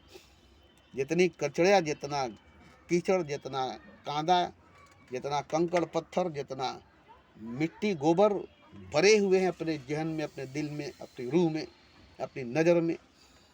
बस इसको आप साफ कर लीजिए। कुरान में झांकने की ज़रूरत नहीं, कुरान में झांकने की ज़रूरत नहीं, उसमें खुदा नहीं। शब्दों में, लफ्ज़ों में, हरूफ में खुदा नहीं, कागज़ में, किताब में खुदा नहीं। न खेत में मिलेगा, न खलियान में मिलेगा, भगवान तो है बंदे इंसान में मिलेगा। न वेद में मिलेगा, न कुरान में मिलेगा, न बाइबल में मिलेगा, न रामायण में मिलेगा। भगवान तो है बंदे, खुदा तो है बंदे इंसान में मिलेगा। तो इंसान ही में है, इंसान ही में है और इंसान ही में मिलेगा। तो इसके लिए आपको अपने भीतर की सफाई करनी पड़ेगी। आपके अंदर कचरा है, आपका अंदर का कचरा बाहर दिखाई देता है। आपका चेहरा बदसूरत है जो आईने में दिखाई देता है। आपके चेहरा बद्दा है जो आईने में दिखाई देता है। वो आपका चेहरा है जो आईने में दिखाई देता है। वो आपका चेहरा है जो दर्पण में दिखाई देता है। वो आपका चेहरा है जो दुनिया में दिखाई देता है। जो आपको दुनिया में दिखाई देता है वो आपके अंदर की गंदगी, गलाजत है। जो आपके अंदर की प्रतिबिंब है जो दुनिया में दिखाई देती है। जो आपके अंदर की सच्चाई है जो दुनिया में दिखाई देती है। आप अपने भीतर की सच्चाई, अपने भीतर की हकीकत को बाहर देखते हैं। जो आपके भीतर वो बाहर दिखाई देती है। चोरों को सारे नज़र आते हैं चोर, जो खुद चोर होता है उसी को सब चोर नजर आता है। ये बात जो है मैं अपनी तरफ से बनाकर नहीं बोल रहा हूँ। सबके अंदर खुदा है। एक एक जर्रे के अंदर, एक एक कंकड़ के अंदर खुदा है और सब खुदा है। एक एक कीड़ा भी खुदा है, एक एक वायरस खुदा है। बाजार के अंदर बैठी वेश्या भी खुदा है। मैंने तो बार बार कहा है, बारहा कहा है कि खुदा के सिवा कुछ नहीं है, खुदा के सिवा कोई नहीं है, सब खुदा है, सब कुछ खुदा है। अब रहा कि थोड़ा इसकी सफाई करनी पड़ेगी। इसके ऊपर जो पर्दे लगे हुए, इसके ऊपर जो परत चढ़े हुए, इसके ऊपर जो मुखौटे चढ़े हुए, इसके ऊपर जो निकाब लगे हुए, जो 70,000 पर्दे के भीतर खुदा है, उस 70,000 पर्दे को चाक कर देख रहेगी। और वो 70,000 पर्दा है क्या? आपके अंदर की ख्वाहिशात है, जज्बात है, ख्यालात है, सवालात है, जो आपकी मन है, जो आपकी बुद्धि है, जो आपकी आत्मा है, जो आपकी रूह है, जो आपका दिल है, जो आपका दिमाग है। ये सब परत है, ये सब दीवारें हैं, ये सब पर्दे आपके और खुदा के बीच के। खुद और खुदा के बीच में आपका दिल, आपका दिमाग, आपकी रूह, इन तीनों को ख़त्म कीजिए। अंदर दिल है उसको ख़त्म कीजिए, अंदर दिमाग है इसको ख़त्म कीजिए, अंदर रूह इसको ख़त्म कीजिए। बस जिस्म और खुदा दोनों होना चाहिए। जिस्म और खुदा, बीच में दिल, दिमाग, रूह, जिस्म और खुदा को दूर कर दिया, अलग कर दिया।